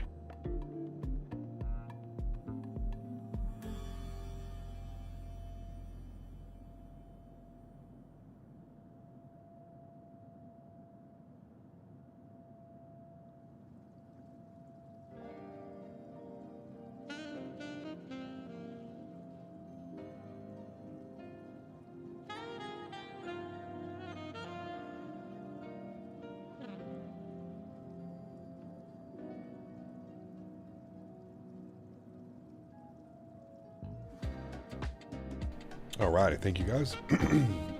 One of my dogs will lay in the grass in the rain. The other can't stand it. Yeah, it's crazy, right? That's like my fiance's dog, man. This guy is just crazy, man. Like he's literal bull in a china shop. Like we'll just run into things, run over things, step on you, step on anything in the way to get to what he wants. It's complete opposite of Daisy. You know what I mean? Cap got a hiccup and then my VPN turned off. That came out of nowhere. I hate that. I feel like I get it a lot when I stream. I eat before I stream, and I find that's when I get, like, when I actually eat before streaming.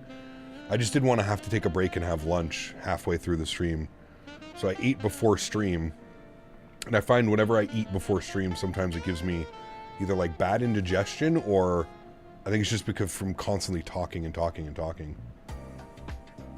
Had a dash hound that would find her hidey hole when thunder would start. Oh yeah, thunder, lightning, fireworks, anything with Daisy, freaking out. Loud noises, just, yeah, freaking out. Freaking out. My best buddy's dog would walk into the fireplace, bury him multiple times a day, and then just shake his head and then continue to do it. You'd think they'd know at this point, you know?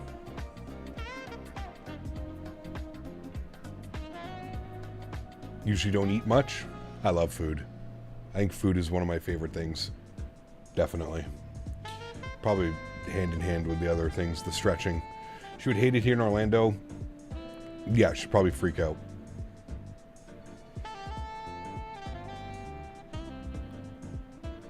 What song is this? This is called Twist of Fortune by Magnus Ringblom. Magnus Ringblom, Twist of Fortune. Food is great, best invention. Duh.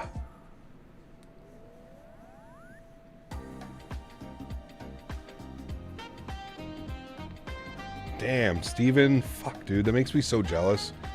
It's one thing, man, say what you will. I miss Panda, dude. We used to have a Panda here forever, and then they just randomly closed. I guess they weren't doing as well as they thought they would. I don't know if they pulled out of Canada, but man, that shit slaps, dude. Love me some Panda.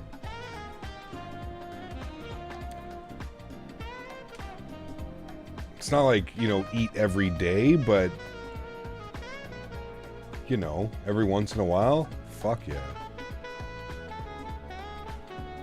Panda's still in Calgary? Okay, so it's not just, maybe it's just here then, dude. I don't know, it's super weird.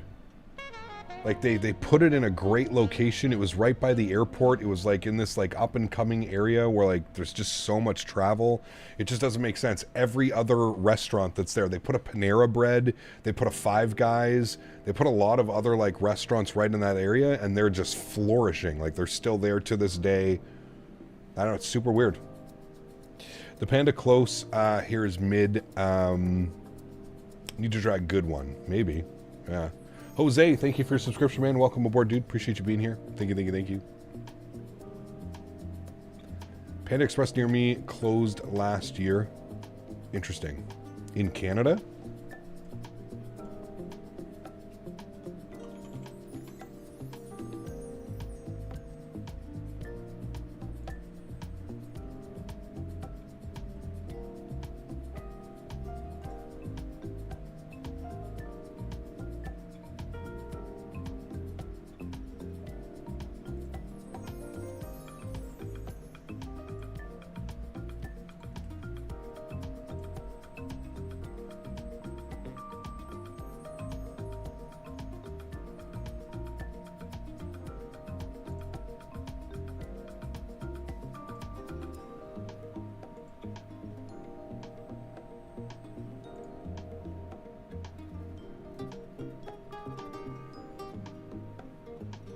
Can I copy this?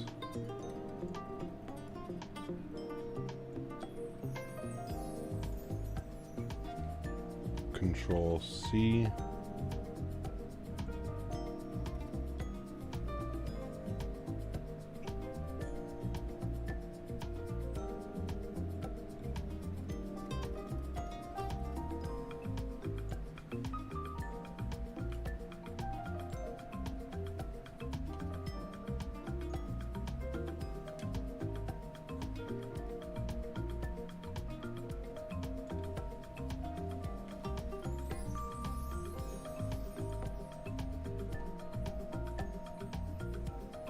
I understand why it's doing it.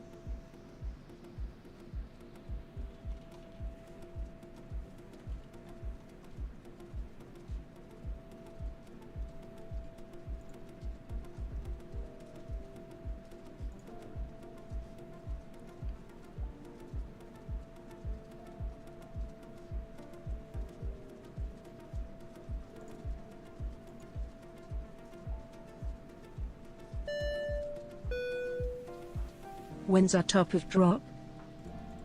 Mr. Daniel Barry, thank you for the $5 donation. Top of drops in 30 miles. I was just trying to fix that, actually, and figure out why the chat isn't matching where it should be. And, yeah, I've given up. I've literally just copied everything over from, like, the subscribers and how it should be working. I have no clue. I have no clue.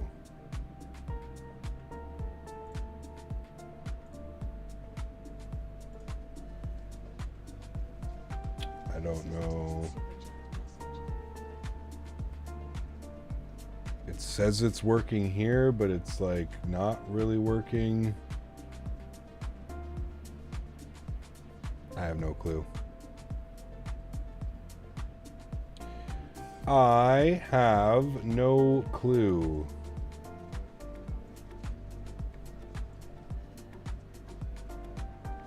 That's super weird, man.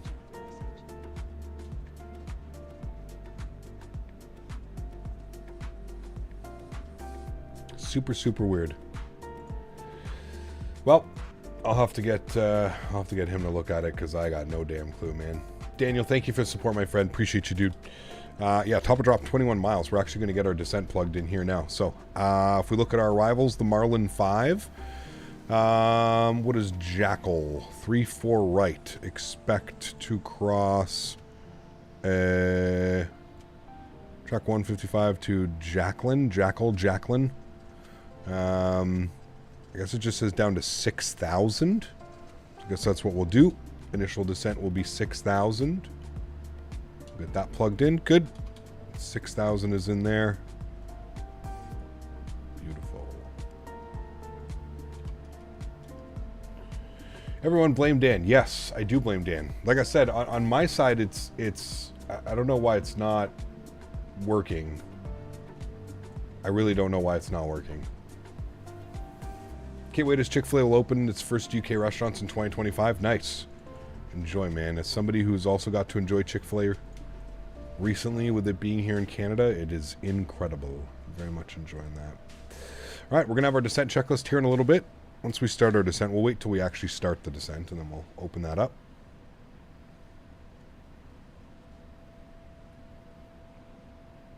And you know what Rex Atmos does, and if it's worth it. I mean, if you go to the Rex website, I'm sure it'll explain exactly what it does, Shaq.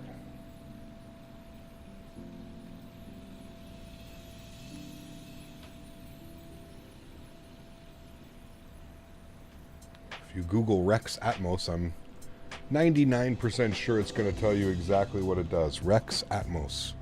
Introducing Rex Atmos. Rex Atmos is the ultimate visual enhancement utility for Microsoft Flight Simulator. Real-time, comprehensive environmental enhancements from the ground to the sky.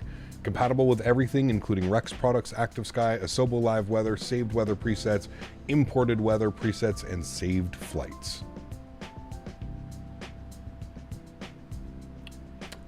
I just Googled that, and that was the first thing that came up, and it explained everything.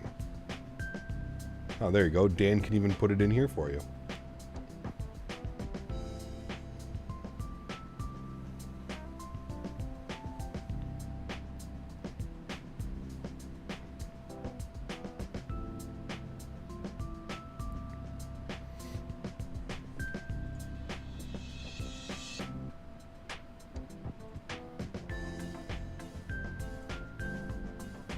That wouldn't let me open that link, Dan.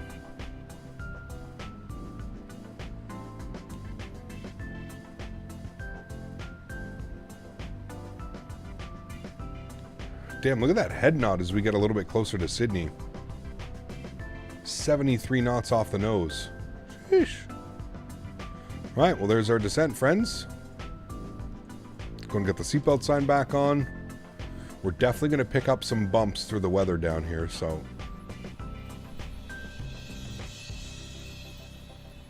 we'll see how she goes. Definitely pick up a couple bumps. And I think that's all that storm that we were looking at earlier. Pretty sure all of that is pushed out this way. Yeah. You can see it's finally kind of left Sydney, but we're just going to be coming through some of it here on the approach. little bit of nastiness off our right wing. Down we go. Yes, sir. Down we go. Had a 50-ish knot tailwind yesterday flying to JFK. Nice. We had a decent tailwind for the majority of yesterday's flight. It was a little bit spicy. Not as spicy as I wanted, but it was a little bit spicy in some places. Don't forget to turn that weather magnet off, sir. Yes. I am a weather magnet. It's okay, we've been blessed recently. But winter's coming, don't worry. Transition altitude is 10,000 feet. The altimeter is 1016. So I will bug that up and get that ready to go. 1016, good. We have been airborne for 2 hours and 26 minutes. And our block time is currently sitting at 2 hours and 45 minutes. Okay, let's start working on some things, shall we? Recall is checked. Notes, good. Auto brake, we'll go position 3.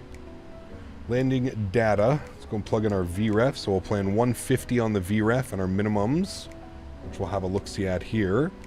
Minimums for 3-4 right, we're going to be in a 3.6 degree. I think that's fine. Yeah, so 220 on the mins is what we're looking at. So we'll bring this down. 220. Good. 220 mins is set on the Barrow. Wonderful.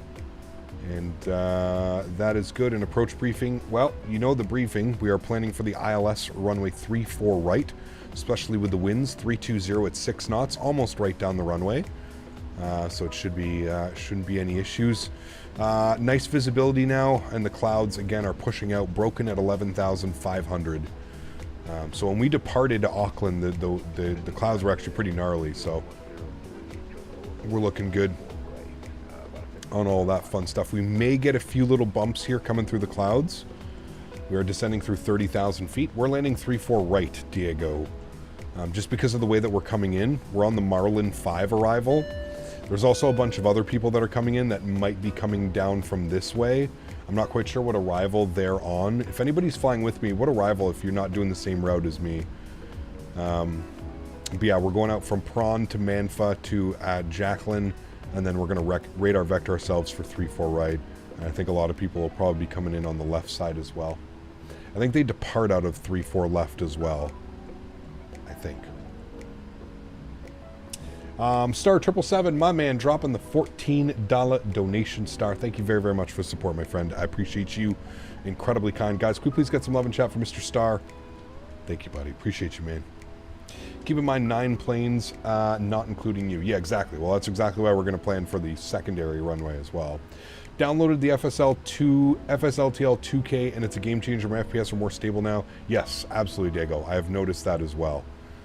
Still get a little bit of performance, but I think that's just natural, right, being on the network, but it's far better than having 4K liveries everywhere. I do agree, my friend. Yes.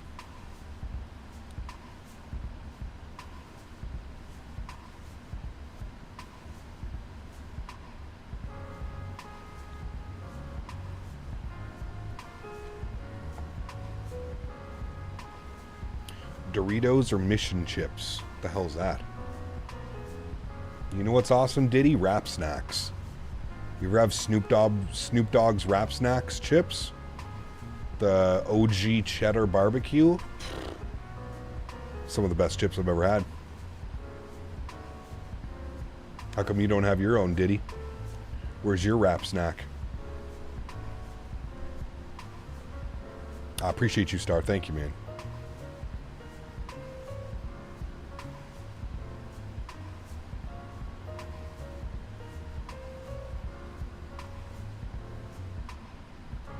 You got your own oils coming?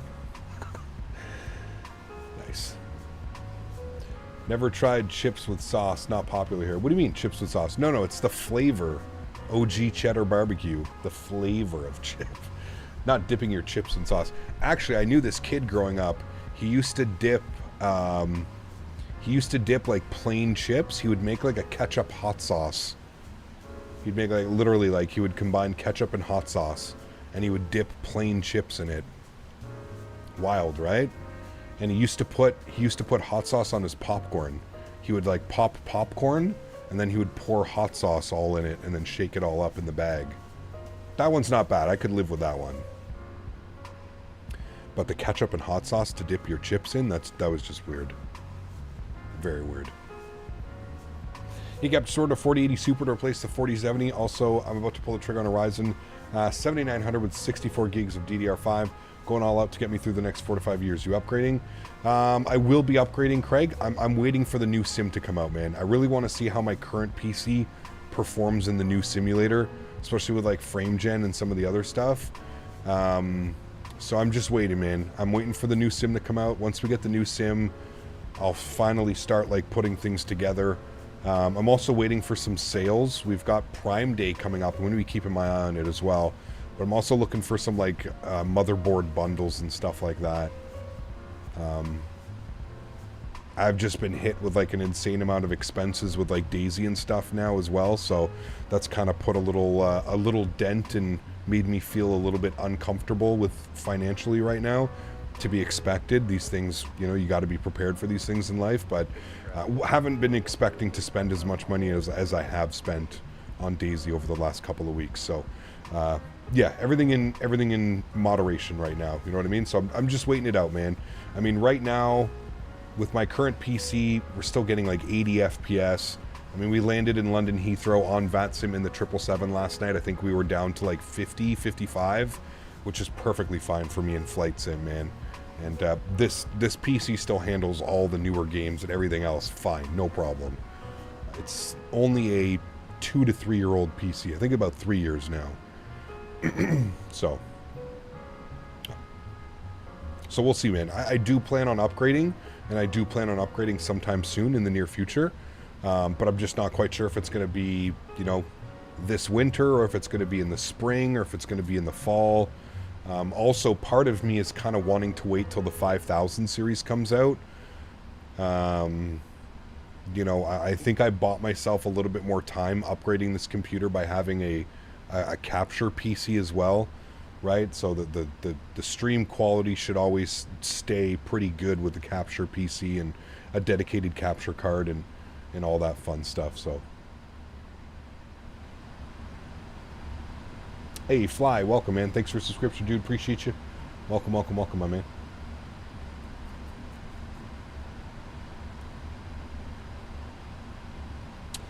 All right, chat, 17,000 feet. We are going to open up chat for everybody to come in and say hello. So everybody that's hanging out in the background, I know there's a lot of us here are members already, but there are some hanging out in the background. So we will be opening up chat as we descend here through 10,000 feet. We're almost down almost down into Sydney. It's been a while since we've flown into Sydney, so excited for this one. Excited for the approach. I absolutely love flying into Sydney. We've got the Sydney Orbex City Pack as well. I don't know when we'll be able to see it, but open up the floodgates. It used to be the floodgates. Now it's not so much floodgates, to be honest with you, man. Like I said, I'm sure there's a few people hanging out in the back that aren't members, but we have so many members now, dude, like through gifted memberships and people just becoming members. It's not what it used to be. Like, I remember we used to open up the floodgate and there would be like people, you know, 100 new people in the chat now and stuff like that. What scenery would you recommend for Toronto? Fly Tampa, Toronto, man. It just got a huge quality of life update. Fly Tampa, Toronto, 100%. Fantastic scenery.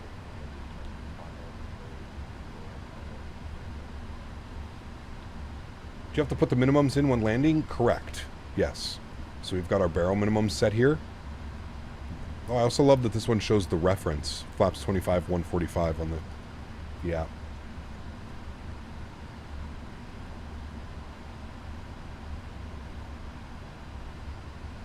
You are a member, SF. Yes, sir. Maybe you got a gifted one? Is Fly Tampa Toronto still showing old Toronto? What do you mean, Nicholas?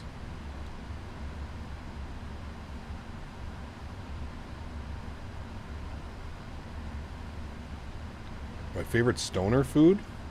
Well, what do you mean? I like all kinds of food, man. Like, what's my, like, go-to? Like, I don't know, what, chips, chocolate bars, that type of stuff? I don't know. For Denver, do you prefer Xcode or Flite Beam? I prefer Flite Beam simply because I have the default handcrafted.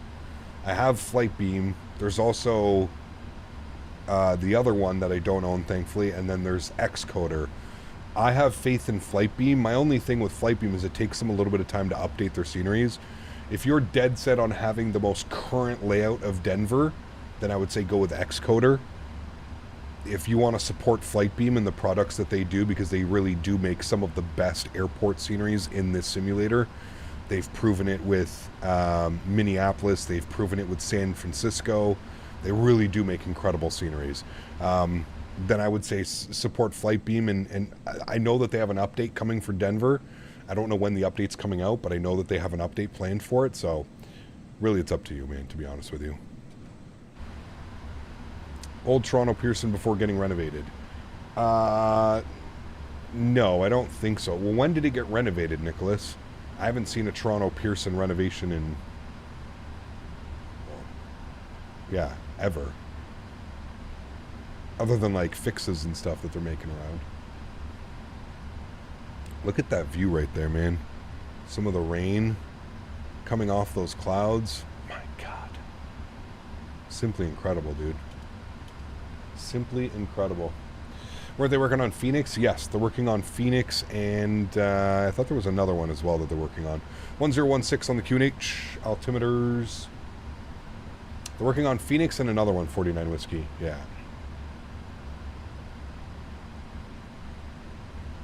Oh, yeah, don't buy that scenery, Nicholas. That whole reg design, I don't know if you heard about that. That whole thing was just that's an absolute disaster. He apparently hired devs to, like, work on that and then never paid them, like, after the scenery went on sale. He took all the money. I don't know, dude. I don't know the exact story. I just know, like, what I've been told, and yeah. There's going to be a Flite Beam Phoenix. Yes, they are working on Phoenix. Going to add a little bit of drag here, friends. Get us to slow down. Yeah, the thing with Flite Beam is, like, we waited forever for the San Francisco scenery. Well worth the wait. I'm not really talking about having... It's just, you know, when you want to fly into an airport, I don't think you really want to wait 9 months or 7 months or something, right?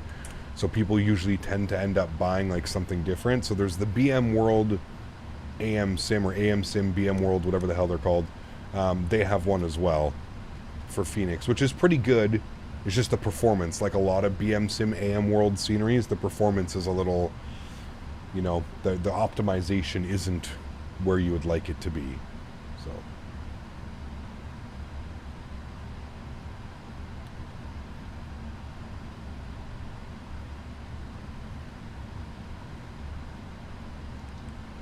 alrighty. Everything's looking good here, friends. We're through 10,000 feet. We've got the landing lights on. We'll go ahead and ding the cabin here one last time. Get everybody seated. We will leave the nose lights and the runway turnoffs until we're good to go.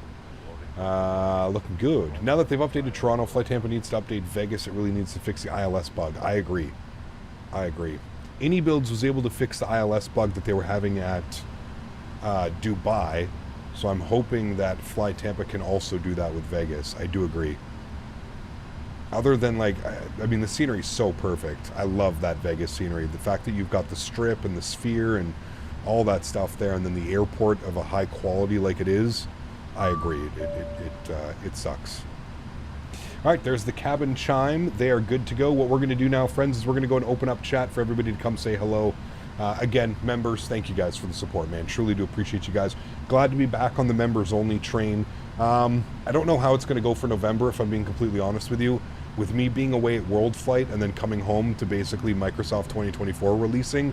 Actually, let's have a look. October is going to be fine. October we'll have one. October 27th will be the next member stream. So in exactly 4 weeks from today, we'll be doing that. And then November, I don't know if we'll get one in on November. Maybe we'll get it December 1st. Will be the members only, but we will get our members only for next month in October. It'll be on the 27th, 4 weekends from today. So again, members, thank you guys, man. Huge no floaties to you guys. Pat yourselves on the back. And to everybody that helps make the members possible as well, through the gifting and everything in between, man. Thank you guys all for the support too. Truly do appreciate y'all, man. Thank you for all that you guys do, man. I always say it, without you guys, it ain't possible. So thank you guys, seriously. Really do appreciate y'all, man. All right, let's go ahead and throw it into subscribers. We'll put 5 minutes on, and we'll put the slow mode back on, and we'll open up the madhouse. Thank you guys, appreciate you, man. Thank you, members. And to everybody else that's been hanging out in the background, hello. And thank you for tuning in. I appreciate you guys being here. Everybody is now able to speak. If you've got something to say, you can come in and say hello. Maybe there's nobody here that's not a member, chat. Maybe we're all members. Like I was saying, we've had, it's been crazy, the explosion in members recently, man. So, it's incredible. Sean, good to see you, man. Jack, good to see you, dude. Welcome, welcome, welcome. And Google immediately buffers. Not on my end, at least. Okay, friends, intercept is, looking at the ILS, we need to be at 2,000 feet for intercept. Interesting, okay. Let's bug up 2,000 feet then. That's what we're going to be descending to. Have a safe landing, Delta Lima. Thank you very much, man. Appreciate you, dude. Welcome aboard. Flazer, good to see you, man. Welcome. Matisha, good to see you as well, my friend. Welcome. Morph, good to see you. YouTube noob, welcome, man. Hey, Cap, finally got add-on linker working. Definitely a difference. Yes. You notice how much smoother your sim is, especially when you're doing like long hauls and stuff like that. The whole sim is just so much smoother of an experience, man. There's downtown Sydney. There's Sydney International Airport. We're putting ourselves on a nice like downwind leg type thing. I'm going to look at the radar here for a second. I just want to confirm that we don't have anybody and we're not going to be cutting anybody off. Let's go over here. All right, how are we doing here? Okay, there's a couple people behind, so that's looking good. That's all good. Okay, we're pretty good. We're technically, yeah, we're the next people in for arrival. So we're going to vector ourselves in here, and then we'll be good to go. NDev 2000 or above. Now we don't intercept till, what is it, after Bobig. So as long as what we'll do is we'll probably vector ourselves between Bobig and NDev. I think that'll be the best. We're at 155, so 145 is going to be 90 degrees. So we'll bug that out.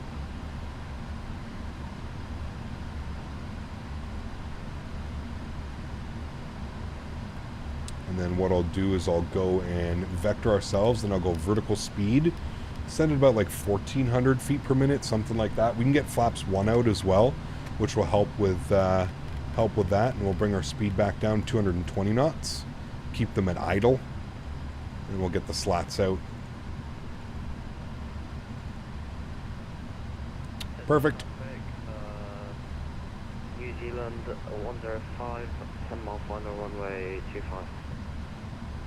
Okay, he's landing 25.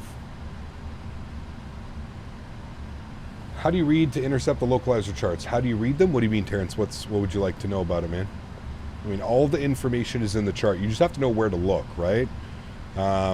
If you're ever having issues, look like right up top here. It'll usually like tell you, like, look for certain areas. It'll usually tell you exactly what to do. But I mean, it's pretty straightforward, right? I mean, you can see here it's got NDev Bobig at 2,000 feet, and then we intercept after Bobig. So you can kind of see how you should be planning it out and where you should be planning it out. All right, we're well above, so we can go down to about 500 feet per minute. Let's bleed off some of that speed. I'm going to go 210 knots on the speed now. Wonderful.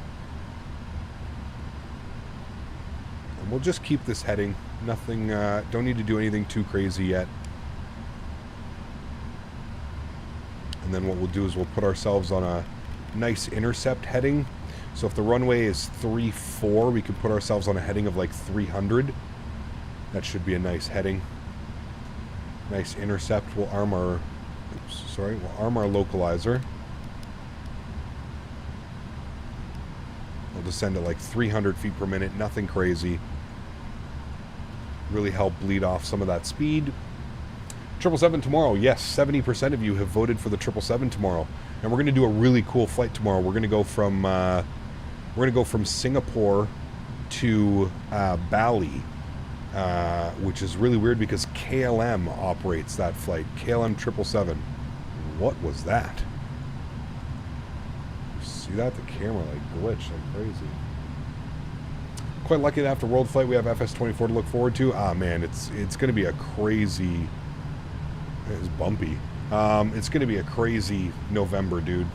We've got World Flight. We get home from World Flight, and within a week home from World Flight, literally 6 days after we get home from World Flight, it's we've got Microsoft 2024 coming out, man. It's going to be a very busy November, which I'm excited about. 190 knots, flaps 5 degrees. Give you the view of that. I've armed our approach, so we should be capturing our localizer here momentarily. Going to get the aircraft slowed down nicely, and there she goes. Glide slope has been captured. Aircraft starts descending. Beautiful. Gonna have to purchase 321 tomorrow and do some Jet 2 real world ops. Nice. 321 is fantastic. Just don't buy the Latin VFR 321. Actually, that's the only one that you can buy, right? Damn. What is World Flight? You can put exclamation point WF in chat. It's a charity event where we fly around the world for 24 hours, 7 days straight. I'm not streaming for that long, but I have every day I do a bunch of flights and stuff. It's pretty cool, man. All right, 150 on the V app. Beautiful. Let's go flaps 15 degrees. Good. And I might as well just keep rolling that out. Flaps 20 degrees. We're coming up on 1,500 feet, so we're going to get fully configured here in a sec. Gears down. All of the lights are on. We're looking good. That's good. Altimeters, we've set that as well. Good. Speed brake is armed, and flaps through 170 knots. We will go flaps 25 degrees. Joystick cam will come on. Puller of spikes, 37 months. Thank you so much, dude. Appreciate you, man. Huge, huge, huge no floaties to you. Thank you very, very much for supporting the streams, man. Appreciate you. All right, we're recording. This is bumpy, chat. This is showing me with a 60-knot tailwind. I'm not quite sure what's going on with the wind here. I don't know if it's going to get updated, but this is going to be spicy if not. My airplane. Enjoy the arrivals, friends. I'm going to do my best. Hopefully those winds shift over.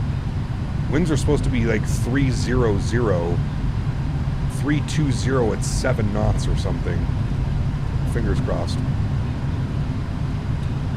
Sydney traffic, Air New Zealand 101 on a short final 3-4 right. Sydney. All right, there go the winds. Now they're coming back over. Here's where things get a little bit spicy.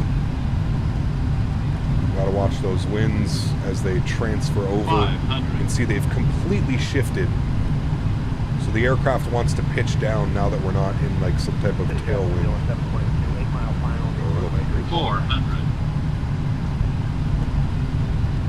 There we go, chat. Back on track, looking great. 300. Approaching minimums. A little bit spicy. Nothing wrong with that. 2 minimums. Continue. A little bit high. Keep it descending. 100.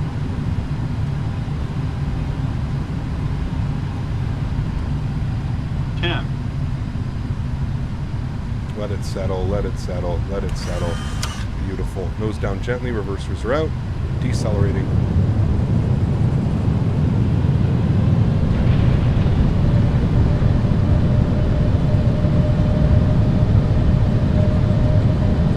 And remember, we want to go all the way just for taxi purposes. There's 80 knots. I'll apply a little bit of manual braking. There's 70 knots. Reversers are stowed. There's 60 knots. Onto the brakes now. Ladies and gentlemen, welcome down to Sydney. That was a little bit spicy, dude, to be honest with you. That was spicier than I thought it was going to be. Gorgeous approach, though. My goodness. Flying this aircraft just... I don't know, man. Since I jumped back onto the yoke, just had a ton of fun. Just had a ton of fun. And Sydney traffic, Air New Zealand 101, vacated 3-4 right. Sydney. All right, good timing between the aircraft behind us. He's on final. Good. Let's go and clean up our flaps. Let's go and clean up our ground spoilers. What a beautiful approach, man. God. The way the winds shifted there towards the end. This scenery is fantastic, by the way. This is Fly Tampa. Yeah, it is Fly Tampa. All right. Auto brakes off. Landing lights off. Runway turnoffs off. Taxi light on. Strobe lights off. Wing lights off. Ladies and gentlemen, welcome down to Sydney. We do have a recording. We will watch that again, but you can even see, man, just look at our flight path. It was really fighting the winds there for a while. One thing I found with this aircraft as well, with the fly-by-wire system, if you have it out of trim just a little bit more than what you want it to be or what it should be, I feel like you really got to be like quite heavy on the controls. Now, that could also be the way that I have my joystick configured with my reactivity set to like 5% or 10%. But it's one thing I'd noticed about this aircraft. If you're just a little bit out of trim, she can really punish you. There's that aircraft landing. Perfect timing between all of us. Looking real good. I don't know if anybody is coming here on to... What do we got going on? Anybody? I don't hear anybody talking. I see an airplane down there holding short. I don't see anybody coming this way. All right. Sydney traffic, Graydon Zulu 101 crossing 34 right, Sydney. 34 left, sorry. All right. APU start, switch on. We're crossing. This is exactly, I said, what we wanted to do.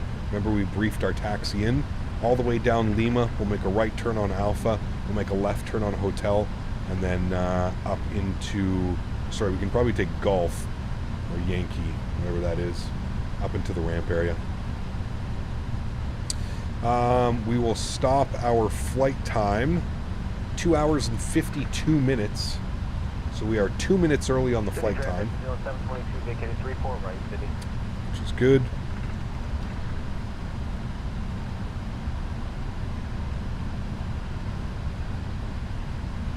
And I gotta check our GSX here. Gate. Where did I want to be? Gate is going to be 58. Beautiful. Follow me? No. Great. Cool. That was easy enough. Flight directors can go off. Good, good. Upstairs, APU on, available. Good. Ground spoilers and flaps have been cleaned up. That is good there. Shutdown procedures will be next. Beautiful. Beautiful, beautiful. Chat, what was the landing rate on that one? 119 foot per minute, 102 on the G. Perfect, perfect landing, man. Return flight? Fortunately not. This actually ended up being a little bit longer than I expected. We're at... Oh no, wait. It's only 3:30. My clock says 4:30. How the hell did that happen? My clock said 4:30, and I was like, there's no way this was another 5-hour stream. No way. But no, it's not. I feel like that was a perfect flight, to be honest with you.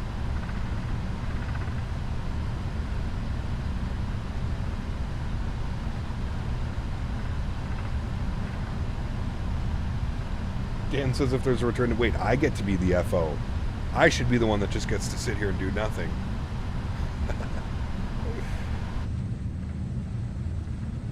Absolutely stunning scenery, man, here in Sydney. You can see the weather. I mean, we're so close to having that weather here over top of us, Chad. Sydney traffic, Erin, 171 X-ray, heavy, short final, 34 right. Just incredible scenery, man. We need to do more flying down here, Chad. We really do. I mean, this little routing, too, is such a great little route. Less than 3 hours. You get to take a big 777. You can also do it in the 787. They do this if you're into the 787. They operate this in the 787. Man. Or you do some ultra long hauls. The problem is it's just so damn far from everything. Like, what's like the closest long haul we could do? I guess we could do like Singapore to Sydney and that type of stuff. What's that, like 8 hours? 6 hours? 8 hours? I don't see anybody. I think we're good.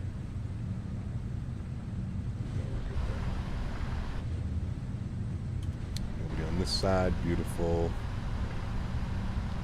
7 to 8 hours. Like, that would be a fun one. I'd be down to do that one. I think that could be a really fun flight. YSSY to WAD? Yeah. That could be a cool one. We should do Sydney to OGG. Where's that?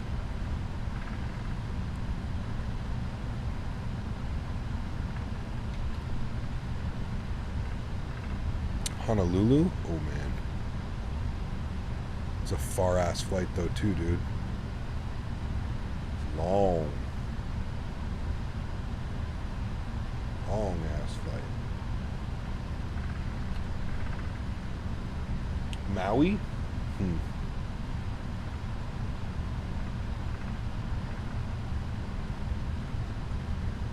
Alright, 58 should be the first one after the side one. I think there's somebody there, so what we'll do is we'll disconnect from VATSIM, just so we can have our gate. And we don't have to worry about it on the replay either. Default. Hit you, good.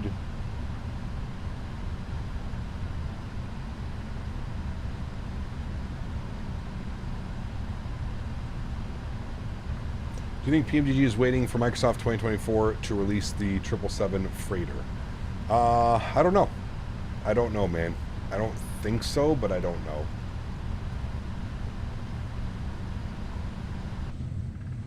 Playboy Cardi. Definitely does not listen to that. Sorry. All right, taxi lights going off. Here's our gate. 56, 58. There's the baggage loaders waiting for us.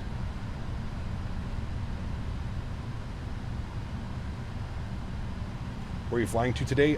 Charlie, we just flew from Auckland to Sydney in the Air New Zealand all black 777. Absolutely beautiful.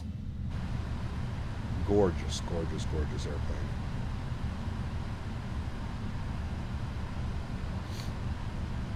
This scenery is spectacular, though, too, man. My goodness.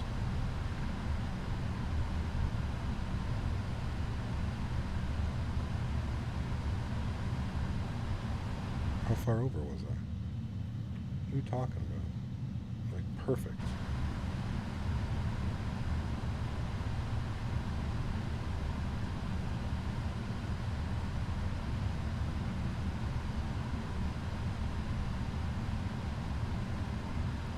I feel like it's taking us too far in, but we'll see.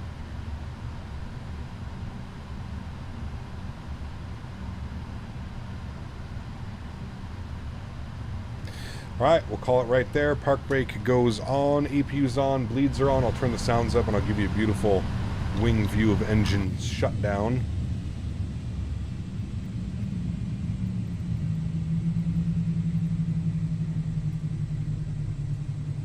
Get the jet bridge connected. There we have it, my friends. What a beautiful, beautiful flight. Upstairs, beacon light comes off. Stop the time over here on the first officer's side. Block time, 3 hours and 18 minutes. What were we scheduled at? 3 hours and 22 minutes. So, we are 2 minutes early on the flight time and 4 minutes early on the block time, friends. I would say that that is very successful.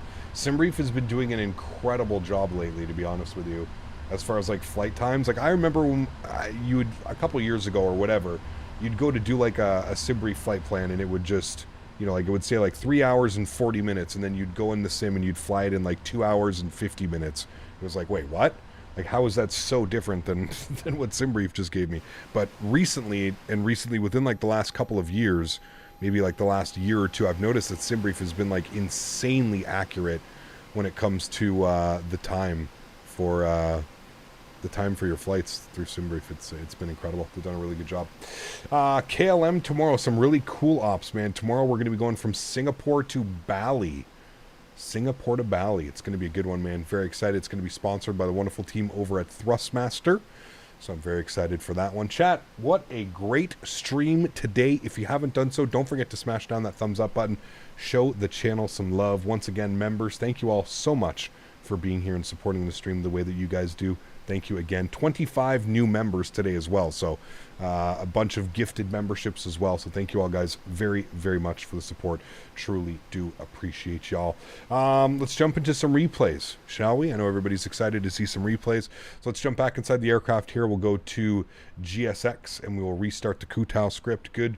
We'll come down here. We'll remove those. We'll go to return. We'll go to return, PMDG setup, panel state load, and we'll go final. And we'll execute that. Good. Get our replay all ready to go here for us. We can take a look at that extreme butter into 3-4 right. The autopilot button, good. I'll make sure all the lights are on that we used. Good. Good, good, good, good. Cool. Let's go flaps down to 25 degrees, which was our landing flaps. Good. And we'll make sure that the flaps come all the way out, and then we'll start our replay, friends. Cap, AnyBuilds is doing Innsbruck. Innsbruck? Interesting. Okay. I mean, I'll take it. The Orbex Innsbruck is okay. It's just a little bit dated and it runs kind of mediocre. But I'd be interested to see Innsbruck. Where did they announce that? Did they make an announcement on their Discord or something? I don't see anything on the Discord. Captain, here are some ideas. Paris-Orly to Pointe-à-Pitre, Guadeloupe, or Fort-de-France. You can do 777 Air New Zealand or AKL from Papeete, Polynesia with a 787. Interesting. If you're in the Discord, please throw that in the flight suggestion channel. That would be awesome. I would appreciate that. Okay, that can get closed. Our flaps are all set. We're all ready to go. Friends, ready to watch a replay? Let's do it. Hit the replay button. Cool. We're going to pause it. We'll come back outside, have a look-see at this. Let's go ahead and bring this forward. Actually, let me watch it from here. It'll be a little bit easier. We will bring this forward and we can watch it from like right about here should be good. We'll trim, start here. Yes. Resume replay. Beautiful. Cool. Have a look-see from here, my friends. To everybody else that cannot donate the stream using a monetary value, I want to thank you guys just as much, man, for being here and hanging out. And I hope you guys understand and just get to understand why we do these member streams. So appreciate you guys, man. As always promised, we always open up the last leg for everybody to come say hello and hang out and ask their questions if they have any. So thank you guys for the support. Really do appreciate it. You saw it on FS Elite. Interesting. Okay, I'll have to look for that. I will have to look for that. I really hope you guys enjoyed today's live stream. Hope you guys enjoyed this weekend as well. Had an absolutely incredible... A little bit floaty on that one, but like, come on. I mean, that's the tire drag that like everybody wants right there, Chad. That was it. That's the one that you aim for. That was just absolutely perfect. The last two landings in this aircraft have been incredible. Absolutely incredible. Yesterday's landing after the long haul, this one, look at the wheels touch, drag, drag, drag. There you go on the main strut. Oh my goodness. Absolutely incredible. Yes, we will use the KLM Orange Pride tomorrow. That will be the plan, my amigos. Guys, thanks so much for coming to hang out today. Really do appreciate you. Again, mods, donators, sponsors, thank you guys, man. Really do appreciate y'all. Everybody else, thank you so much again as well for supporting the streams and being here. Truly do appreciate you guys. We are live again tomorrow. We're doing some super cool, weird KLM 777 ops tomorrow. We're going to be going from Singapore down to Bali. I don't know if I've flown to Bali into this sim. I got to go pick up the scenery. I've heard great things about it. So fingers crossed tomorrow is going to be just as good as the last two streams. Yesterday's stream, incredible. Washington Dulles, long haul to Heathrow with an absolute greaser. This one, we can call it like a mini long haul, 3 hours, all the way from Auckland to Sydney in the all-black Air New Zealand with an absolute greaser. Chat. Spectacular. Absolutely spectacular. Guys, have yourselves a great Sunday afternoon. Appreciate y'all. Hopefully you guys can get some sim time in this afternoon and this evening. And hopefully I will see you guys all tomorrow for our super cool, fun KLM flight out of Singapore. Happy landings, my friends.